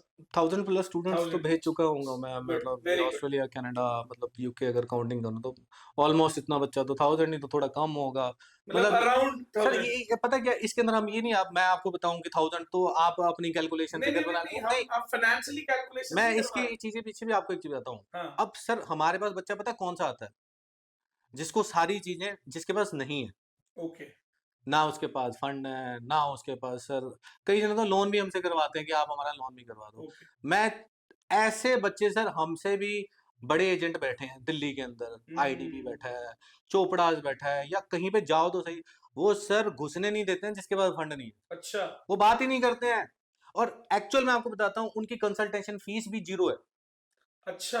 वो कंसल्टेशन फीस नहीं लेते हैं सर। आपके पास अगर कई जने मेरे को कहते हैं कि दिल्ली में तो पैसे नहीं ले रहे हो, फ्री ऑफ कॉस्ट कर रहे हैं, तो दिल्ली में आप फाइल लेके तो जाओ अपनी, समझ गया। आप फाइल जाओ तो सही दिल्ली चंडीगढ़, फिर आप मेरे पास आओ कंपेयर करने के लिए। ठीक है। अब कई एक बच्चा था मेरे पास, गोलू वाले सा था, तो उनकी बेटी को मैंने भेजा था, नाम नहीं मैं बताऊंगा, हाँ, कोई बात 2017 में। तो अब जब उसके बेटे की बारी आई तो उन्होंने चूज किया चंडीगढ़ का आईडीपी, ठीक है। आईडी। चंडीगढ़ का नहीं सॉरी दिल्ली का आईडीपी। अब उनके पास फंड भी सारे अपने, सारे बच्चे के लिए यूनिवर्सिटी भी। आप ये देखो सर, आईडीपी के अंदर जो ऑनर है ना, आप उससे नहीं मिल रहे हो, आप मिल रहे हो जो वहाँ पे वर्किंग एरिया है, जो डिपार्टमेंट है, आप उनसे मिल रहे हो। आपकी किसी ने भी काउंसलिंग कर दी, आप तो उससे से जानते हो। अब वो सेटिस्फाइड नहीं हुए, ना उनका ऑफर लेटर आ रहा है, ना ये आ रहा है, और वो सेटिस्फाइड नहीं हुआ, हार के उनका काम ही नहीं बना वापस आईडीपी आ से। गए। तो वो मेरे पास उन्होंने सॉरी फील किया, ऐसे कहा। मैं कहा सर क्या दिक्कत है सर, आपका ऑफिस है। तो मेरे पास आए, और मैं आपको बता रहा हूँ, मैंने उसका वीजा लगा के दिया, और आईडीपी से नहीं आया था उसका वीजा। मैंने उसका फंड भी उनके ही थे, सारी चीजें। और हम कंसल्टेशन फीस ऑस्ट्रेलिया के अंदर सर मेरा मेरा 35,000 लेते हैं। हेमंत, मेरा बेसिकली ये जानना और पॉडकास्ट व्यूअर्स को ये बताना था कि भी ही इज एक्सपीरियंस। हाँ, तो मैं ये इसीलिए पूछना चाह रहा था कि अभी तक कितनी सक्सेस स्टोरीज कर चुके, वो अब ठीक है, अब चल रही है। चल रही है सर। मैं तो मैं कह तो रहा हूँ, मैं तो चल रही है। वीजा रिफ्यूजल्स भी बहुत आते हैं हमारे पास, अच्छा, ऐसा नहीं है। फ्यूजन भी। अब दो बिल्कुल इसमें ना ये चीज है, मुझे ऐसा लगता है भी वीजा आना, हर कोई कहता है भी हाँ भी एजेंट लाता है वीजा, एजेंट ही करके देगा। एजेंट का एक बहुत बड़ा रोल होता है, लेकिन हाई कमीशंस के रोल्स हैं, उनकी खुद की किस्मत भी होती है, कई बार हाँ, किस्मत कई बार डेस्टिनी बहुत भी बड़ा काम खेल करती है। खेलती है। सर देखिए, ये सारी कंट्रीज ना इंटरलिंक्ड है। जो मैं पर्सनली, मेरा जो एक्सपीरियंस अगर हाँ, मैं इस हाँ। इंडस्ट्री, मैं 2020 की बात करता हूँ, कोविड था। कोविड के अंदर सर ऑस्ट्रेलिया ने बंद कर दिया, ऑस्ट्रेलिया ने एक भी वीज़ा नहीं दिया। 2020 मार्च के अंदर ऑस्ट्रेलिया ने बंद किया, और 2021 दिसंबर में चालू किया। मतलब आप मतलब मान के इट वाज चलो 1.5 ईयर का स्पैन। 1.5 साल ज़्यादा ही हो गया। 1.5 से ज्यादा हो गया। तो उन्होंने उस टाइम चालू किया, लेकिन कनाडा ने फुल फ्लैज वीज़ा दी। ओह। कनाडा ने फुल फ्लैज वीज़ा दिए, और 2021 दिसंबर में जब ऑस्ट्रेलिया चालू हुआ ना सर, तब ऑस्ट्रेलिया ने फुल वीजा दिया, और ऑस्ट्रेलिया ने ये अनाउंसमेंट कर दी कि जो बच्चे 2020 के और 21 के थे ना, हम उनकी एम्बेसी फीस भी एग्जाम्प्ट करेंगे। अरे। उन्होंने बच्चों की एम्बेसी फीस रिफंड दी, और उन्होंने एक टाइम पीरियड डिसाइड कर दिया था कि इस डेट से पहले पहले जो बच्चा फाइल लगाएगा, अप्रैल 2022 या मई 2022 उस टाइम की याद है। तो उन दिनों के अंदर कनाडा ने बिल्कुल वीजा नहीं दिए। 2022 में सिर्फ ऑस्ट्रेलिया ने वीजा दिए।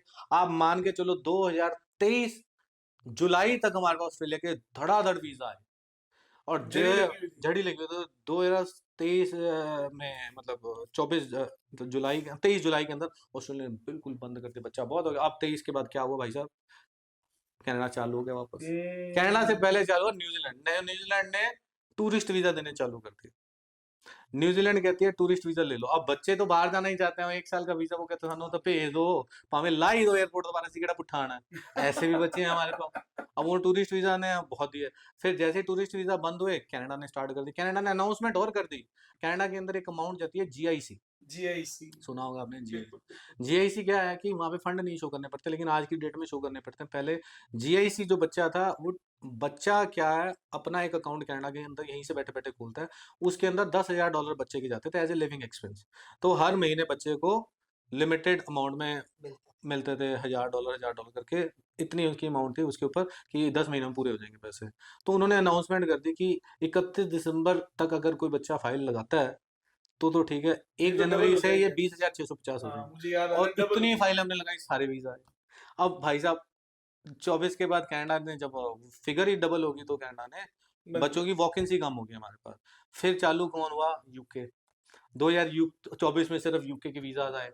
अब देख लो ये सारी कंट्रीज कैसे कैसे करनी है। 2024 में सिर्फ यूके ने वीजा दिया है, अब 24 के अंदर ऑस्ट्रेलिया का एक वीजा नहीं, कनाडा की वॉकिंस नहीं। तो उसके बाद क्या हुआ कि सीधा अब यूके के वीजा के बाद आ जाता है, यूके के वीजा जब आए फिर स्टार्ट होता है 2025, ये वाला साल। ये वाला साल। 2024 में एक भी ऑस्ट्रेलिया का वीजा नहीं, 2025 में यूके ने वीजा नहीं दिए, कनाडा ने वीजा नहीं दिए, ऑस्ट्रेलिया 2025 में फिर से स्टार्ट करती है। They are playing games actually. ये सारी कंट्रीज इंटरलिंक्ड है सर, एक कंट्री बंद होती है दूसरी स्टार्ट होती है, दूसरी बंद होती है तीसरी स्टार्ट होती है। बहुत अच्छा लगा हेमंत आपसे आज इतनी सारी कन्वर्सेशन के, और बहुत मेरे को लगता है आई होप पॉडकास्ट व्यूअर्स को भी बहुत अच्छा लगा होगा। You have given so much of knowledge, you are a knowledgeable person. और जो स्टार्टिंग में बात करी थी वैभव ने कि सक्सेसफुल, तो वो सक्सेसफुल तो आप हो गए हो। ठीक है, सक्सेस अपने लिए एक जर्नी है, अपन इसको धीरे धीरे धीरे धीरे, और हमें अब वो कहते हैं ना, किसी को मुकाम नहीं मिलता, किसी को जमीन तो किसी को आसमान नहीं मिलता, तो वो तो चलती रहेगी। ठीक है सर चलो अब मैं तो generously sir, it was great great talking to you. Genuinely. मैं तो लास्ट में एंड इसी चीज से करूंगा कि seriously I want to suggest everyone जो ऑस्ट्रेलिया जाना चाहते हैं, कनाडा जाना चाहते हैं, उनके पेरेंट्स को कि सर फिर से वही चीज कहता हूँ, चूज वाइजली। चाहे वो एजेंट चूज करना है या आपने अपने बच्चे की स्ट्रीम चूज करनी है, और उसके बाद इनकम टैक्स रिटर्न बहुत जरूरी है। ITR। और मैं आपको एक और चीज कहता हूँ कि 11th में ही आप मेरे पास आ जाओ, मैं आपको फंड्स की भी कैलकुलेशन दे दूंगा कि आप किस तरह से फंड्स को रखो, ठीक है, ताकि आपके, क्योंकि एक साल पुराना ही मांग रहे हैं वो। हाँ, तो उसके एक साल आप प्रिपेयर करके रखो। मैं सर बच्चों को, मतलब आप ये मान के चलो कि बच्चे के पेरेंट्स अगर मेरे पास आएंगे ना, तो उनको ऐसी सजेशन दे दूंगा जिनके अंदर उनका पैसा भी उनके पास है और उनके फंड भी बन जाएंगे। क्या बात। तो ये भी ऑप्शन है, तो हमारे पास आए, बिल्कुल मुझसे पूछें, मैं बिल्कुल सारी चीजें, मुझसे कोई फंड लेने की जरूरत नहीं है, आप अपने फंड खुद दिखा सकते हो। इनकम टैक्स रिटर्न जरूर पे करो, हर चीज मैं बताने के लिए तैयार, चलिए, ताकि ये अवेयरनेस हो, ये फ्रॉड जो नाम है हमारे एजेंटों से ऊपर हटे, जो कि सोचते हैं। पर फिर वही बात, ताली एक हाथ से नहीं बजती, हर क्लाइंट भी सही नहीं है तो हर एजेंट भी सही है। बिल्कुल, बहुत अच्छा लगा हेमंत जी, थैंक यू सो मच वैभव। मेरे को लगता है कि ये हमारा जो इमिग्रेशन का ये पहला पॉडकास्ट था, और बहुत इसको हमने पता ही नहीं लगा कैसे ये समय बीत गया। हाँ, जेन्युइनली आज मुझे लगता है हमारा सबसे लंबा पॉडकास्ट चला है। हाँ, इतना लंबा नहीं चलता नहीं है, तो यूजुअली हमारा नहीं चलता इतना। नहीं, अच्छी बात है सर, हमारा हमारा काम क्या है सर, हमारा काम है सुबह से लेके बोलना, कंसल्टेंसी का काम है सर। देखो सबसे इंपॉर्टेंट चीज है वर्ड्स, जो मेरे वर्ड्स हैं और जो मेरे सामने बैठा है उसका आज मेरे पास एक्सपेंस है 15 लाख रुपए का, तो मेरी कन्विंसिंग कि व्हाट आई हैव, कि वो मेरे पास मेरे कहने पे 15 लाख रुपए स्पेंड कर दे, दे दे। वो मेरे कहने पे 15 लाख रुपए, और बहुतों ने किए हैं ना, तो this is the thing I have achieved, good, very good. This is what I want, कि मुझे क्या चाहिए। मैं नहीं चाहता हूं कि कोई मुझे कहे कि इसने मेरे साथ ठगी मारी है, बिल्कुल किसी के साथ आज तक ठगी नहीं मारी है। जो बात किसी से कही है वो पहले कही है, और उसके बाद अगर उनको लगती है ठगी है तो सर मैं गलत नहीं। गुड। एक बच्चा आके कह दे कि हेमंत ने हमसे, हाँ अगर पैसे लिए हैं तो बोल के लिए हैं। आज आपको बोल रहा हूँ ना, मत लो ना हमसे, मेरे से फंड। मैं आपको क्या बोल रहा हूँ, मैं आपको आपके पैसों से आपका ही फंड बता दूंगा कि कैसे होता है, आपके लिए इजी हो जाएगा। आपको ही बताऊंगा इनकम टैक्स रिटर्न कैसे भरी जाएंगी, आपको बताऊंगा कि आपका पैसा कैसे होगा, एक एक चीज बताऊंगा। सब तरीके हैं सर, हम तो डील कर ही रहे हैं ना, मैं भी तो वही चीज कर रहा हूँ, मैं भी तो लोगों से पैसे लेके कर रहा हूँ, तो आपको भी बता सकता हूँ आपके पैसे के लिए।